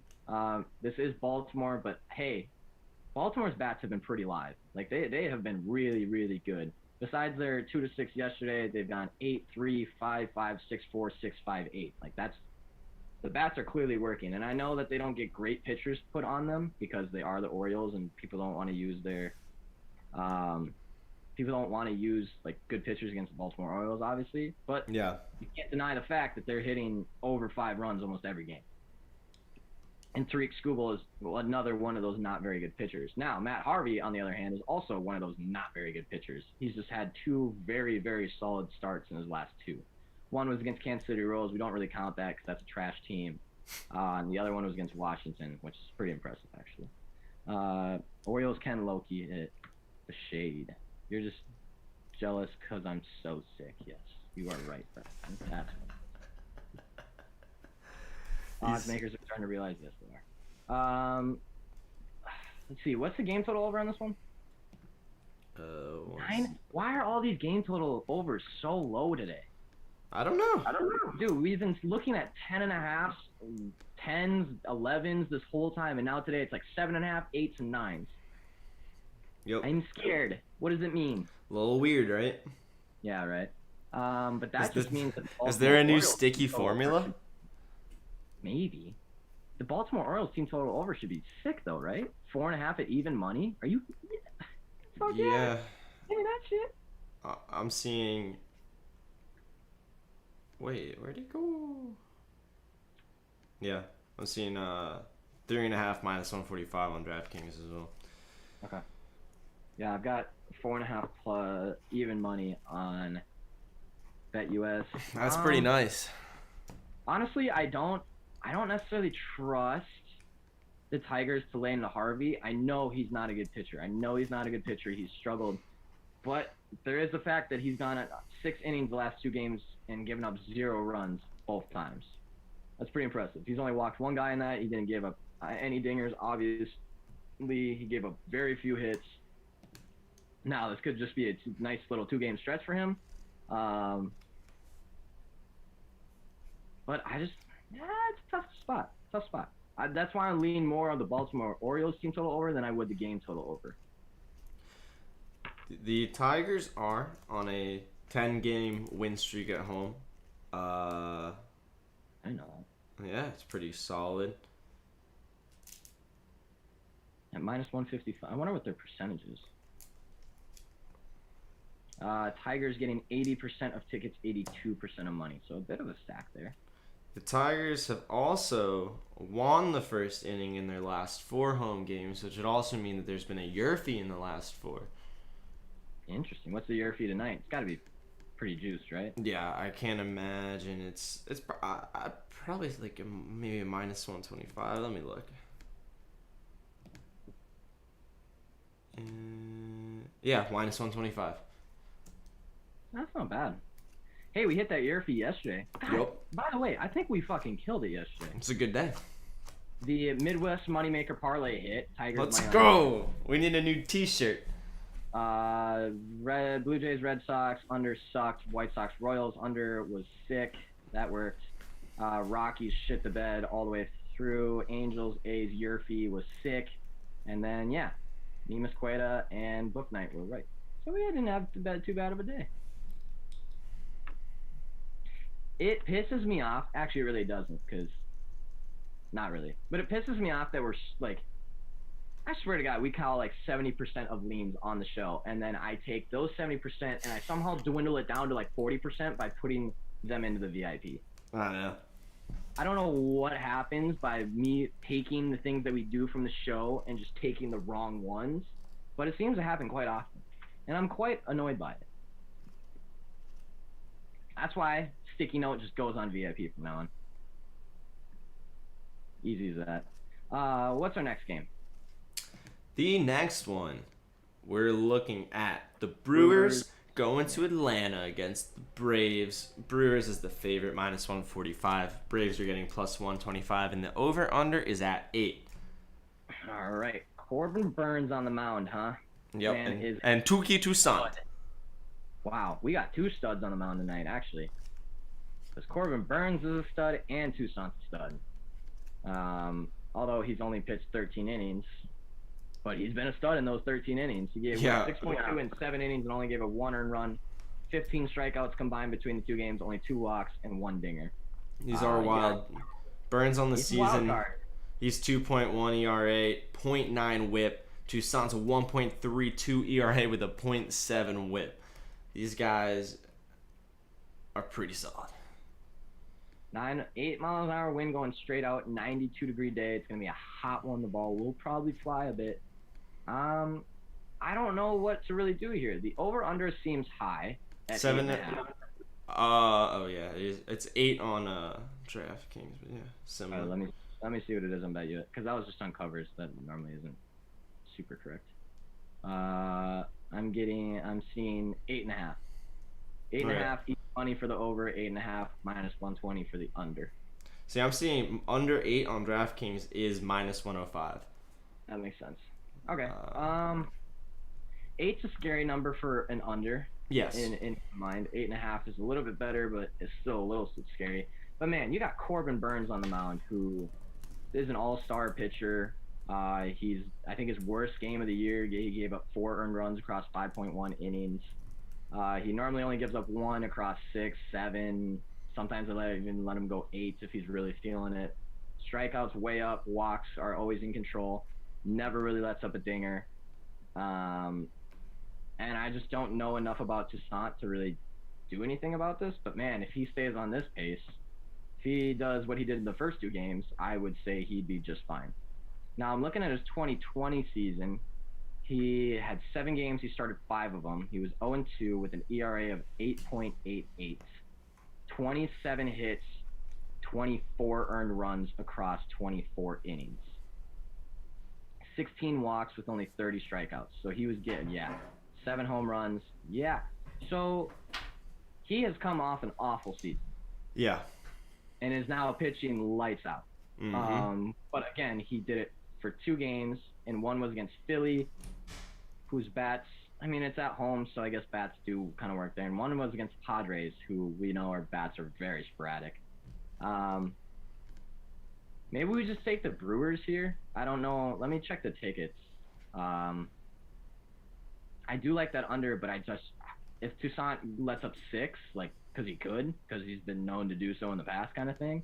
Yeah. That scares me a little bit. Brewers, see, that's what I didn't want to see. 73% of tickets, 97% of money.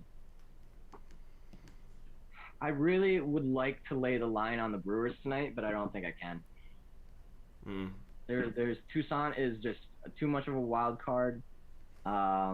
Milwaukee's bats also, I guess they have been good they have been good. 12-7, 9-1, 6-7, 3-2, 8-7. So they have been pretty impressive. This seems weird, especially if Milwaukee was getting like an 80% stack, I would have been okay with it. But seeing 97 on the board with this wild card pitcher, it's like, ugh. I don't know. I'd lean Brewers. You can throw Brewers in a parlay with someone else who's getting stacked on today. Here, who else is getting stacked on today? We'll do our famous, just throw both teams that the favorites that are getting stacked on. See if it works. The White Sox are getting 98% today, so White Sox Brewers kind of thing. Maybe. We'll see what comes out of it. But as of right now, I kind of see that as a stay-away game, even though I really want to bet Corbin Burnes and the Brewers really badly. I just don't quite trust it. Yeah. It's those pitchers are tough to read for right now. We've got better ones on the board. Yeah, there's enough games on today that I think we can find something else. Do you see a starting pitcher for the Seattle Mariners versus Texas Rangers? I see Colby Allard for the Texas Rangers. I'm seeing Logan Gilbert on DraftKings right now. Okay, I think he is pretty decent. Okay. Or perhaps Gilbert. I don't know. Logan Gilbert, 24 years old. Come on, MLB.com. What do we got? 3.81 ERA, 1.04 WHIP, 12 games, 56 innings pitched, 67 strikeouts. So he's pretty solid. He's not bad. Let's see how Colby Allard does. Didn't we attack him the other day? I think we did. I think we attacked him in that Houston, Texas game where he gave up 7 earned runs. Tech tweeted Mariners money line. And if Tech tweets it... Hey, if Tech tweets it automatically on a sticky note, I don't know what to tell you. I will say, however, just to do our own due diligence in this, Colby Allard is attackable. Yeah. Very much. Just his game log, 7.42342022. Nothing impressive. 4.71 ERA. On base percentage is actually lower than I thought it would be at 2.79. But he's been known to get crushed. He goes 4 to 6 innings. They don't really pull him out earlier, no matter what. If he's doing 4 runs, if he's doing 2, I'd say he's good for 2 at least. I would even go on the high end and say 3, especially against Seattle Mariners. Man. So Let me see. I wish I had the Logan Gilbert up. here's something then that you might enjoy.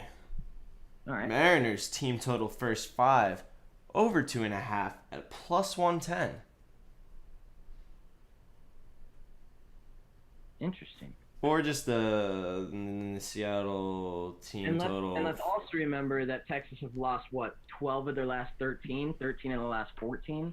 Yeah, something like that. Stephanie, Stephanie, I was literally just thinking about that. She said, I don't trust Texas, and we called that when they went against Arizona. I trust them more than I do the Rangers. Absolutely.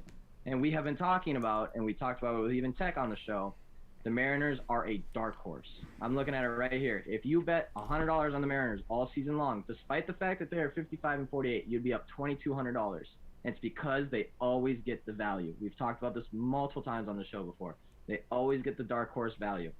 If you don't even give me pitchers and you say Seattle versus Texas, I'm taking Seattle. And then you put in Logan Gilbert, who is probably a better pitcher than Colby Allard. Absolutely. This line doesn't make it.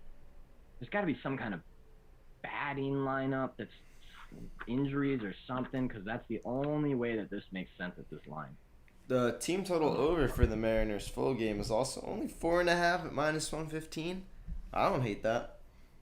I don't hate that. I think earlier on we were saying they were going to win, but we didn't really trust their team total overs. But looking at their team total overs in the past 10, 4, 6, 11, 4, 5, 4, 1, 3, 6, 7. So, yes, they haven't been over 4.5. They haven't necessarily been over 4.5 a lot. But, like, the pitchers that they went 4 against was Odorizzi, who's a very good pitcher. Yeah. Cole Irvin of the Oakland A's, who's also a very good pitcher. Frankie Montas of the Oakland A's, who's also a very good pitcher. Sean Manaea, who has turned out to be one of the craziest pitchers right now. And then Gomber from the Colorado Rockies, who we have talked about multiple times being a great pitcher. So the only teams that they're not going over 4.5 on are against very good pitchers. They took 6 on Lance McCullers Jr. They took 5 on Chris Bassett. Like, they're doing well against good pitchers, and they're doing decent against very good pitchers. And Colby Allard does not fit that description. And like I said, what Tech says goes. Like, I'm glad we found our own angle in this one, but at the end of the day, what Tech says goes. That's just how it rolls. That's just how we do it. There you go. You don't bet against Tech. Actually, I'm 1-1 betting against Tech this season, and I didn't know I was betting against them both times. The first time I bet against them, I got shit on. I think we lost like 13-0.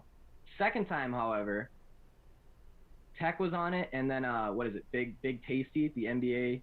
He's like at NBA. He's a smaller capper, but he's really good. I sometimes retweet his stuff. He was also on it, and I told him I was terrified because both of them, we managed. Mm-hmm.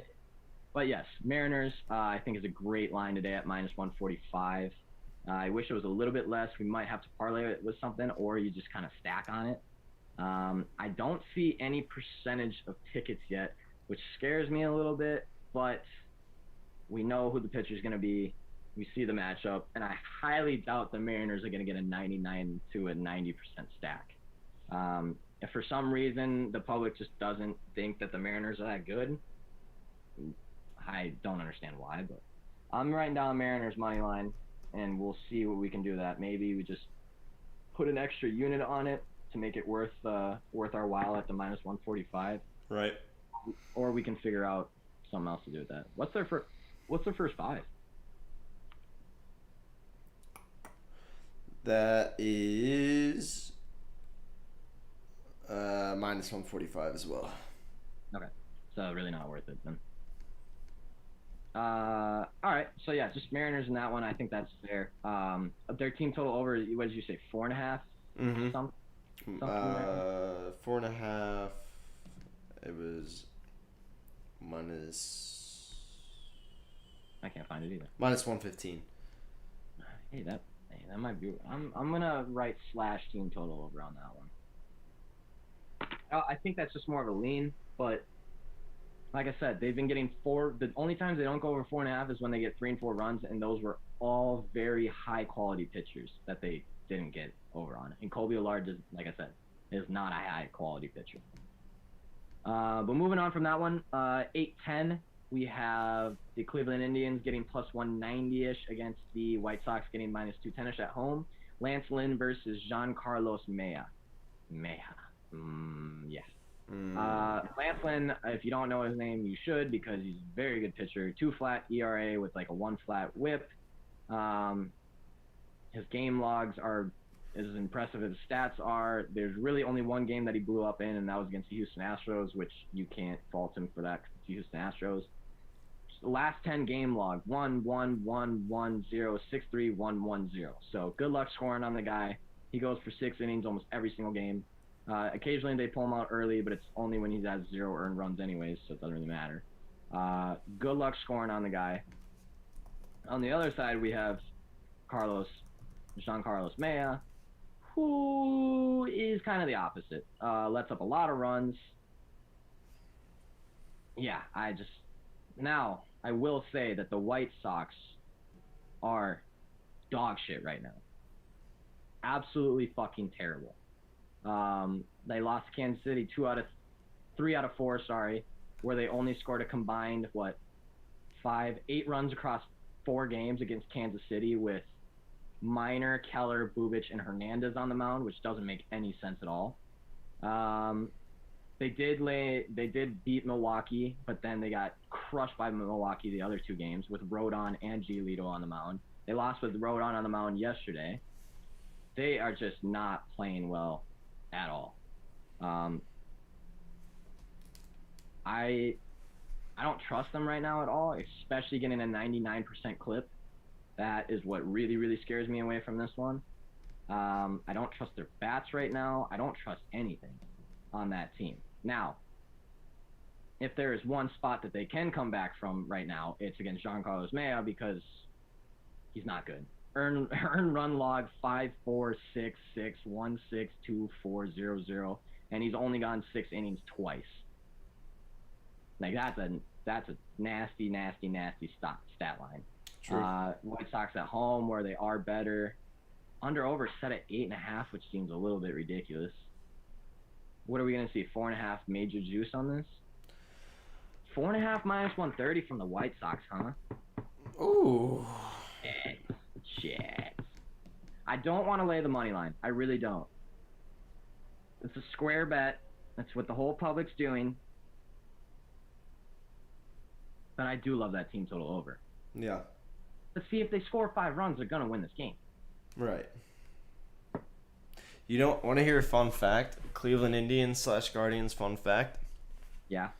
I went to high school, and when I say I went to high school, it wasn't like this guy was 4 years old and this guy graduated before I got there. Like, nah, like I sat next to this guy in Spanish class. I gave him my notebook sometimes when he didn't, might have forgot the homework or whatever.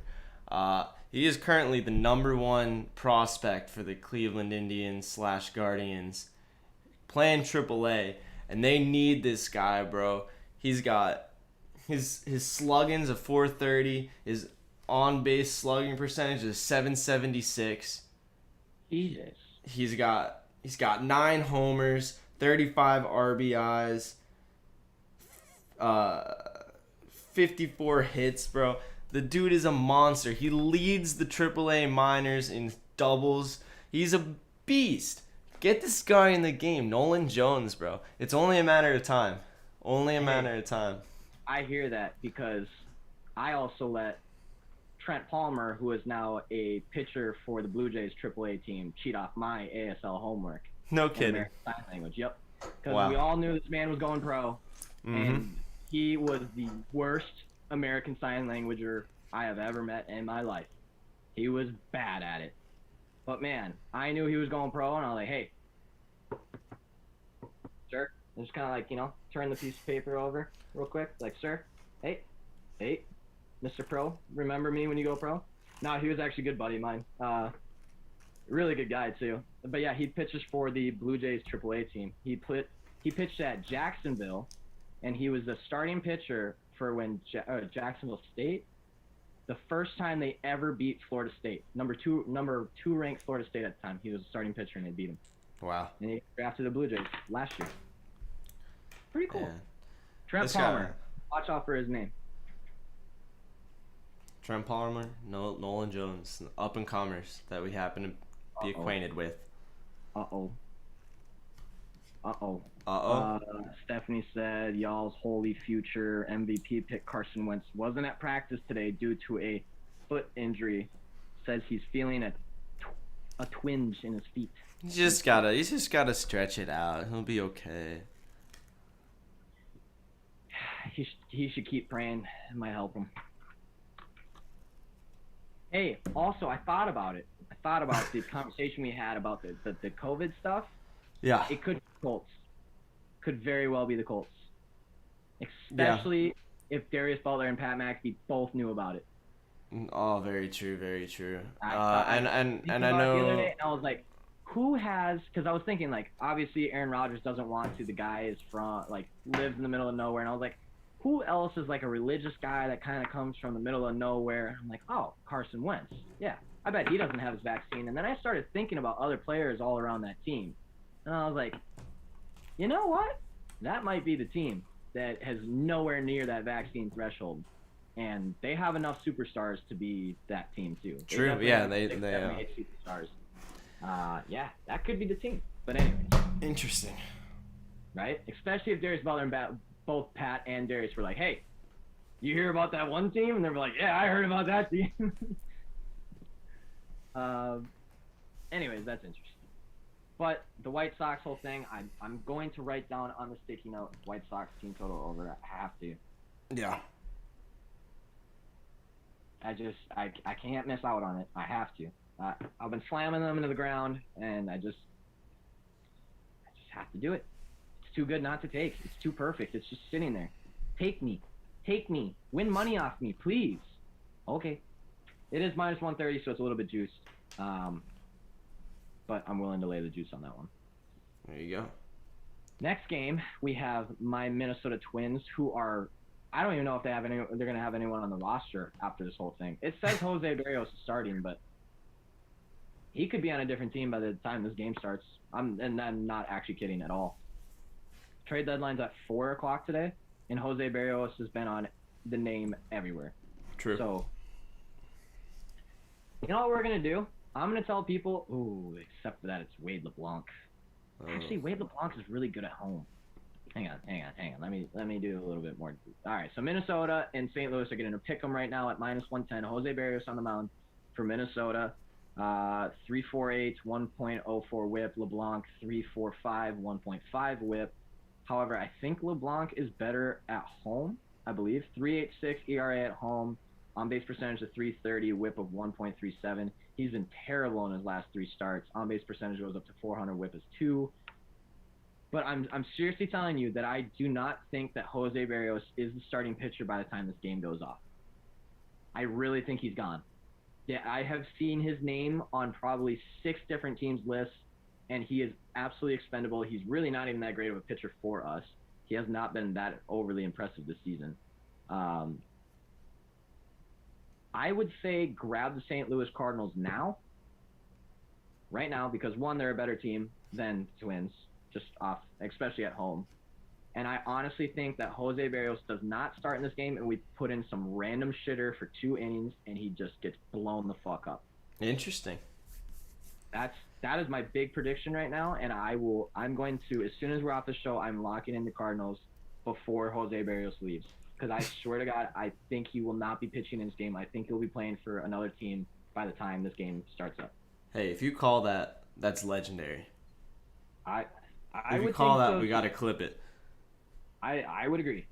But I've just seen so many trade rumors about Jose Barrios going to so many different teams, and I'm shocked that he's not gone yet. Yeah. I honestly think he's not on the team by the time this game goes off. I really do. I've seen so much stuff about him. The other one too is Byron Buxton. I see a Max Kepler on the. I see Josh Donaldson. I don't know how many players we can give up and still have like a full roster at this point. Nelson Cruz, steroid man himself, is already gone. It is said that Minnesota's drug economy is already collapsing without him here.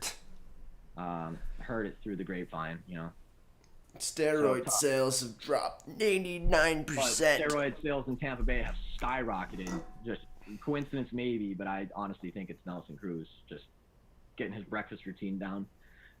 Anyways, next game, 9:38. We have Chris Bassett on the mound for the Oakland A's on the road, going against Patrick Sandoval of the LA Angels. Looks like Oakland getting slightly favored at this one at -115. LA getting even money to -105-ish. Chris Bassett, 3.46 ERA, 1.06 WHIP, average inning pitch 6.1, so he goes for a long time. Sandoval, 3.52 ERA, 1.1 WHIP, average inning pitch 5, so he also goes for a bit of a time. These are very, very similar pitchers. Chris Bassett on the road, 4.11, on-base percentage 305, WHIP 119. Literally, Patrick Sandoval has almost identical stats at home, 379, on-base percentage 306.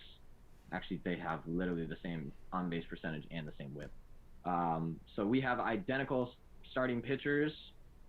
So what do you think? Who do you like better, the LA Angels or the Oakland A's? Because that's basically what this game comes down to. Yeah. Who do you think the better team is? Who do you like? I think Oakland A's have the edge on bullpen. I think the Angels have the edge on bats. The over-under is set at 8.5, which means that they're both probably getting them over 4.5. I would guess. Let me double check. Yes. Oh, whoa. Angels are actually at 3.5, but I still don't like that at -125. This is a stay away game as far as I'm concerned. Now, the over is at Angels Park, however. Yeah, that's what I was about to say. Yeah, you have been saying that. And 8.5 at even money. The over is 35, 17, and 1. That's a 66%. That's over a 66%. Average runs per game, 10.5 at Angels Stadium. Wow. Hey, and it's an 80-degree day with 9-mile-an-hour going straight out. So Ohtani's going to grip and rip the shit out of that thing. You know Also, Yurfie has hit in the Angels' last 7. Also, 3 of those have led to the last 3 of those Angels did not get the Yurfie and they lost the first inning. Something to consider. I'm also looking at Chris Bassett's game log, and his stats I feel like are deceivingly good for how bad his game log is. 130 innings pitched, so he's been around the block this season. But like looking at his game log, earned runs 4.30, 1.60, 1.222. So like he's probably good for a run or two. Yeah. And if he gets into it now, one of those games were against Houston, so we kind of have to disregard that. But the other one was against Seattle Mariners and Cleveland Indians, where he gave up 3 and 4. And that's his last 2 games. So maybe he's losing a little bit of control with it lately. Just maybe doesn't have the stuff. He does go for a long time, which does scare me because if he has a good game, he's going 7 innings and only giving up 1 earned run. So that does scare me. But he is susceptible, and so is Sandoval, honestly. He's good for at least 2. Probably is only going to go 6 innings. They have been getting, I don't know. This is a tough one. Here's something interesting. Just looking at the last 5 head-to-head for these teams, Oakland has won all of them. 4-0 yesterday. On the 20th, they won 6-0, 4-1, 8-4, 6-4. They might just have the Angels' number. Yeah, this just feels like a stay-away game, honestly. There's too many counteracting points. I'm finding angles for the under, the over, the Angels, the A's. There's too many angles and too much shit going on, and that's probably why it is sitting at a pick'em and sitting at probably the most standard under-over line at 8.5. It seems like Vegas was like, I don't fucking know. Let's just let everyone else decide. Right. And I'm not going to be the one who decides it. I do want to see the tickets real quick, just see if there's a stack on either side. Looks like Athletics getting 72%, 69%. Yeah, this is just not a game I want to be a part of. No, thank you. Maybe the over. Maybe the over. Is over getting Maybe. stacked? Let me check. The over is getting. Actually, it's 50-50 split completely. I like the over at or at even odds. Okay. 8.5. I'm gonna keep saying it until it don't work. Hey, I don't blame you. Next game, 9:40. We have Dodgers with Tony Gonsolin on the mound against the Arizona Diamondbacks and Zach Gallen. Now, if I remember correctly, yes, Zach Gallen is the one who went against the Cubs and got absolutely shelled apart. Yes, he gave up 7 earned runs in 4 innings against the Cubs. That's out. Earned run log in his past 10, 7.132140 140, so probably good for at least 2, I'd say.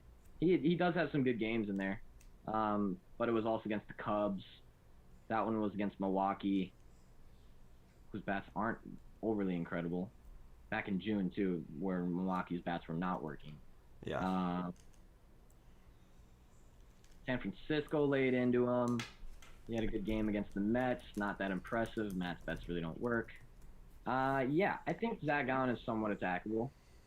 Tony Gonsolin, on the other hand, he's only had 34 innings pitched. He normally goes for 3 or 4, really only gives up 1 earned run, gave up a couple the other day to San Francisco, but I told you that series is just weird.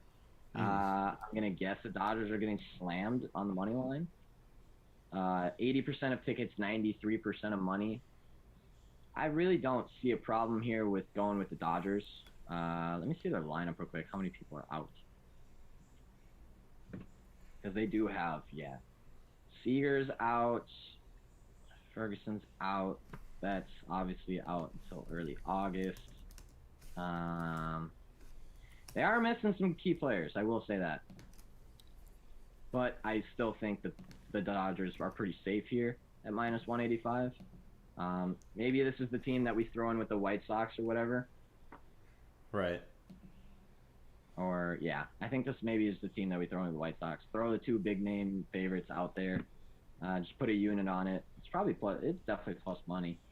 But yeah, if you want to parlay something, that might be the thing you do with the White Sox Dodgers. Otherwise, I just don't know if it's worth it, the minus 185. I haven't really found anything else to parlay it with, unless you want to do like a team total over of some kind.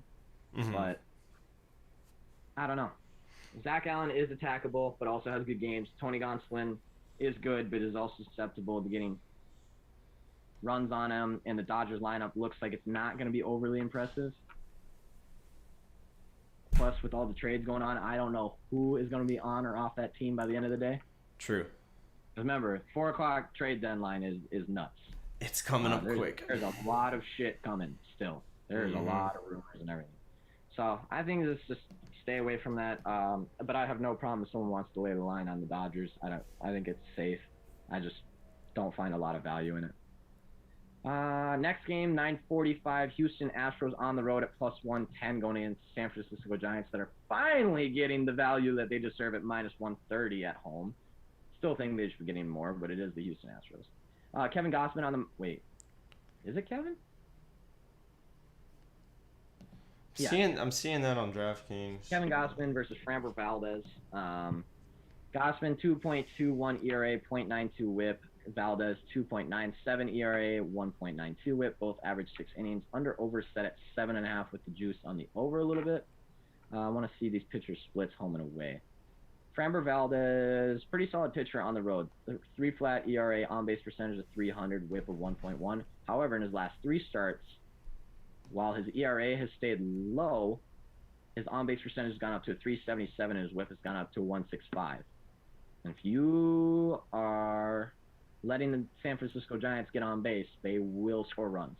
Yeah. This is not a team that will ground out into double plays and things. This is a team that is very, very disciplined at the bat and will make you pay if you let them on base. Now, Kevin Gausman at home is 3.1 ERA with a on-base percentage of 221 and a whip of 0.84. However, he has very much struggled in his last 3 starts.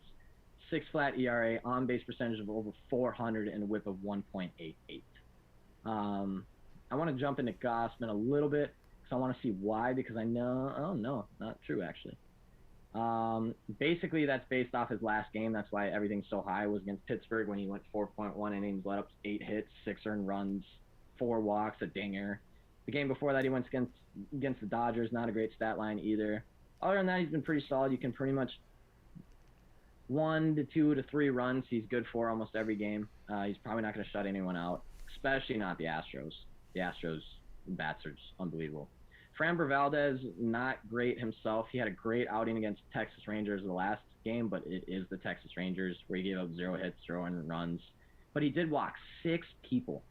He walked six people that game. If you walk 6 people against San Francisco Giants, you are going to find yourself in trouble. And this is not the only time he's walked 6 people. His walk, 6-2, 6-2, 5-0, 2-3, 0-2. The man loses control sometimes. Earn runs 0-4, 2-5, 2-3-1, 2-1-1-1-1. Dude, I like the over in this. I think both teams are going to rip apart the pitchers. Now, it is a cooler day at 60 degrees, but we have a 12.5 mile an hour wind going straight out, and the humidity is nasty today. I think both teams could lay into the pitchers. Yeah, 7.5 is low. The team totals also. Houston Astros and 3.5 Giants. Yeah. 115. Yeah, I'm seeing both of them at 3.5. Astros -120. Giants at 135. I'm also interested in this Astros first 5 team total 1.5 at -120. Okay. Wait, what is it again? 1.5 -120. First 5. Yeah. That's Actually, not bad. and the first 5 total is over 4 at -110 as well. The over is getting pretty solid value in basically every angle you can look at it. Yeah. I like all the over. I honestly like all the team total overs and the game total over in this. I think this could be a bigger game than what people are realizing. Kevin Gausman is a very good pitcher. I will say that, but we have seen him slip up the past couple games. And Framber Valdez, although his ERA is down, it's because he's going against shitty teams and he's doing bad things against shitty teams and just getting out of it. You cannot do that against San Francisco Giants. You cannot do that against any top 10 team in the league. You will get absolutely shit on. You get giving up 6 walks a game, and tons of hits. You're just not giving up earned runs. I like San Francisco team total over sitting at 3.5 at -130. I like Houston Astros team total over sitting at 3.5 -115. But most of all, I think I just like the game total over at 7.5 -115 on BetUS. I think I trust that more than anything because I could see this game being a blowout, one-sided kind of thing. If one of these pitchers do well and the other one just gets shelled, because I think at least one of them does today. And both these teams are capable of putting up enough runs to hit the over by themselves. Yeah, I think I'm on the game total over at 7.5. Like it. I like it too. What does that leave us with? Rockies Padres. Rockies Padres, huh? What do we got? John Gray on the mound for the Colorado Rockies getting +170-ish on the road. Ryan Weathers on the mound for the Padres getting -190-ish. Before I even jump into this game, I would like to see the percentages to make sure no one's getting absolutely stacked on. By the way, the Giants are getting stacked on with 59% of tickets and 83% of money. Nice. Padres getting 71% of tickets, 82% of money. So while it is a stack for a -195, it's actually not that bad. I'm going to look into John Gray a little bit. He is a 3.77 ERA, 1.23 WHIP, 5.1 average innings pitched. Earned run game log is actually pretty impressive. 2-2-1, 3-2, 5-3. So impressive for the Rockies, I should say. He's definitely good for 2. Doesn't normally get blown up. He did get blown up once. But he goes for a long time. He goes 7 innings most times, sometimes 6, sometimes 5. But he's good for 5 to 7. Doesn't give up a ton of runs. Has played some really tough teams, too. He's been on the mound for Dodgers. He's been on the mound for Padres. He's been on the mound for Pittsburgh, who is a good hitting team. He's been on the mound for Milwaukee. He's played some really good batting teams. Milwaukee this month, I might add. Ryan Weathers, on the other hand, let's see how he is. Earned run game log also solid, but definitely goes for a lot less innings. The last 2 games, he hasn't given up an earned run. 0-0, 4-2, 1-3, 4-0, 1-2. Looks like he's going for 3 to 4 innings. I'm not going to say that the Rockies win this game, because I'm smarter than that. However, seeing the Rockies at plus 170 does not make any sense to me. That value is way too high. These starting pitchers, while I do give the nod to Ryan Weathers, are not that different. Now, I have not seen John Gray on the mound on the road, where he is much worse, I might add. So that's probably where it's coming from. On-base percentage, 343, whip of 1.5, ERA 4.65. Last 3, he's definitely calmed it down a little bit. Man, if you want to lay the Padres, I'm not going to blame you, but I just think there's better games on the slate. This feels a lot like a White Sox kind of thing, where it's like, yeah, the right, and even the Dodgers too, like, yeah, the right decision is the Dodgers, the right decision is the White Sox, the right decision is the Padres. But at all minus 200, is it really worth it? Do you really trust it that much? Because I can tell you that the Rockies at plus 175 are much better value. Now, 175 doesn't matter if it loses anyways, so it's that kind of thing. So Brewers, Padres, parlay. Honestly, I'm saying if you're going to put favorites in a parlay today, you might as well just put a bunch of them in there. I would say you do a White Sox, Dodgers, Padres parlay at this point. And maybe even throw Brewers in there too. Because if you're going to do it, you might as well do it big. If you're going to take the favorites, you might as well do it for big plus money rather than just plus 120 or something. And hoping that you pick 2 of the favorites that actually win today. Because I can tell you either 3 out of the 4 of these favorites lose today, or they probably all win. I'll tell you, it's shaping up to the lines are looking like that with public money. Last 4 matchups for San Diego and Colorado, 4-2, 3-0, 3-1, 3-0. Under hit every time, easily. Also, Rockies' last 5 games, the Yurfie has hit, just if you're interested. But could be a good spot to get the under. I also saw the first 5 under was not bad. It was under 4.5 at minus 115. So if these guys really do, they're only good for 2. If no one's letting them 3, that should hit easily. All right. But the game total at 8.5 also, I think, based on the way these guys have been playing, way they match up, and the pitchers are pretty strong coming in, and they'll play a decent amount of innings. I don't think it's a bad spot to play the under either. Okay. I am putting those 4 teams, all those 4 favorites, in a parlay, and I'll let you know what it pays. Let us know what it's called. Plus 445 for Brewers, Dodgers, Padres, White Sox. I like that. I don't know what to call this parlay.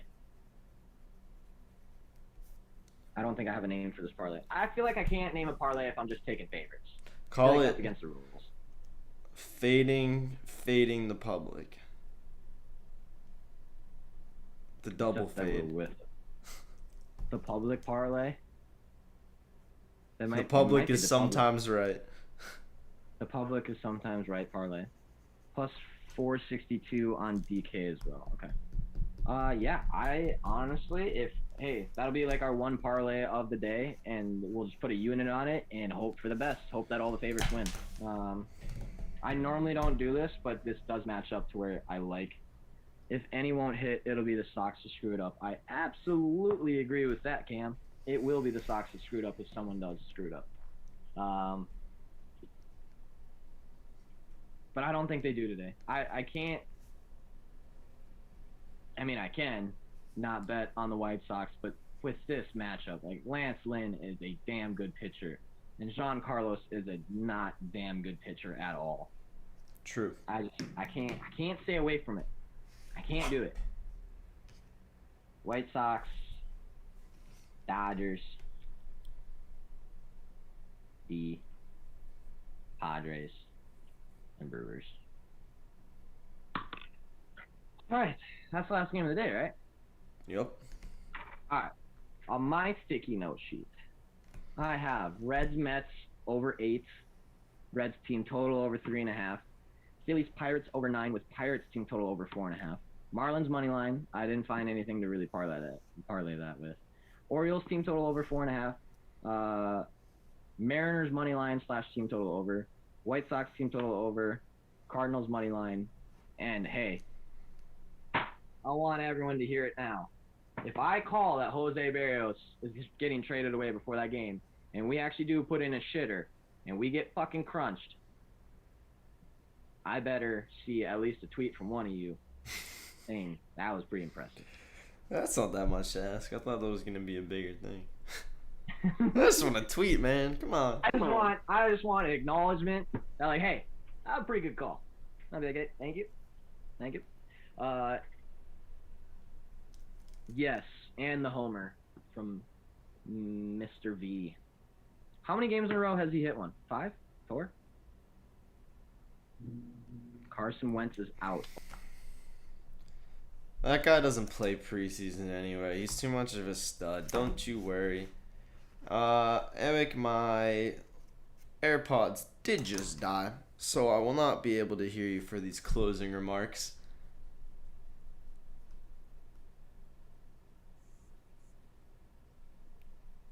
I don't know if anyone can hear you. Hold on. Well, we can. Let me fix it real quick. Hold on, and then we'll get out of here. But we can't leave like this. Not like this. Oh, a doggy. Look at that. Who would have thought? Oh, dude. Hold on. We'll get Eric involved here. Wait. This one has to change.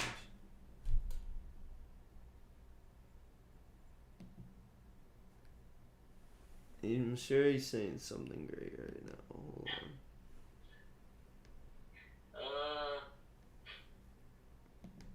Alright. Now I can hear you, but they can't. Now I just click this. Fucking weirdo.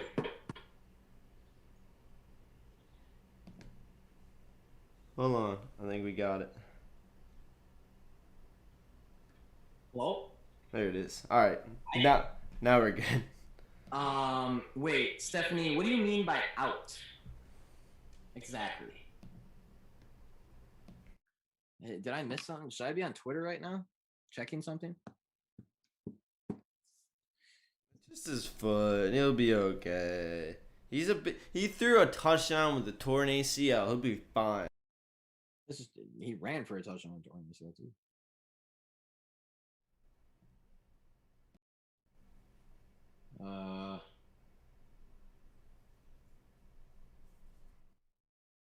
Okay, he's fine. He's okay, I think. He's just doing his normal thing.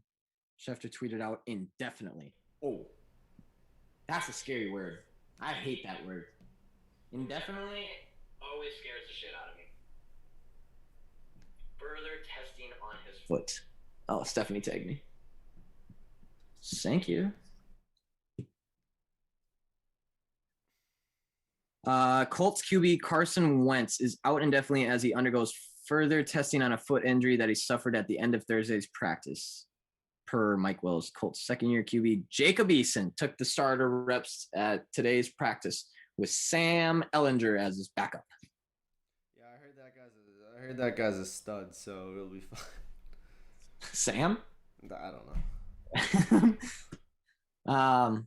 Anyways, that is the bets for today. It is Fellas Friday. Yep. Remember what to do to get your free stuff. And just hit us in the DMs. Tell us we're here. It is one closer day to NFL. One more day. And I'm going to keep saying it until we're there. Yep. This will be my last time on the show. Ever. Oh, yeah. Ever? Yep, I'm leaving. No, I will not be on the show next week. Everyone, take care of yourselves. Everyone. Did USA B-Ball win this morning? Yes, they did. What? Yeah. Women's? Yeah. Yeah, they won, right? Yeah, they smacked Japan around. Japan got out to a hot start. Oh, 30. Jose Barrios got dealt! Woo! Woo! He's gone, baby! Toronto Blue Jays got Jose Barrios. Woo! I hope someone locked that bitch in. Oh my god, who's the next pitcher up? Oh my god, I just watched it blow up on my phone. 2 top 5 prospects from the Toronto Blue Jays? Let's fucking go. God, clip that shit and put it everywhere. All right, that's it for today's show. Yeah. Thank you. We got to hit the road. Have a fantastic Friday. Have a great weekend. Remember, if you want those free VIP picks, as a thank you for tuning in, just hit us in the DMs. Slide on in. That is all. I'm gonna go. Yeah. Okay. Go take care of my stuff. I feel pretty good. Yeah. That was a good call. Thank you. Legendary. Stephanie locked it in. All right. We're out of here with that. And everyone enjoy their weekend. Win some money. Keep tweeting out your fucking wins because I love it. Let's go. Absolutely. Oh, St. Louis Cardinals are at minus 145 right now, by the way. All right, fellas. Have a good weekend. We'll see you back. Or Sean will see you back on Monday. Yep. See you, fellas.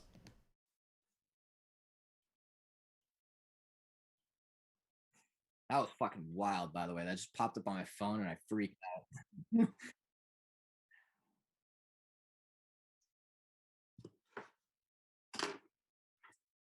Oh. Nipples.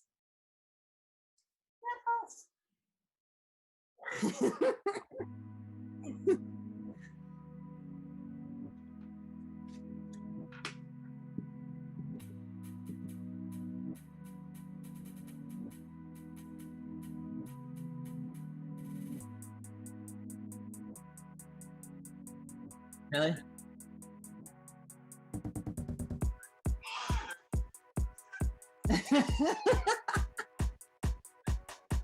No, they can hear you. Yeah, they smacked Japan around. Japan got out of a hot start. Oh, nice. He's gone, baby! Toronto Blue Jays got Jose Barrios. Dude, my face when I realized it too, I'm like looking at my phone and I like double check my phone.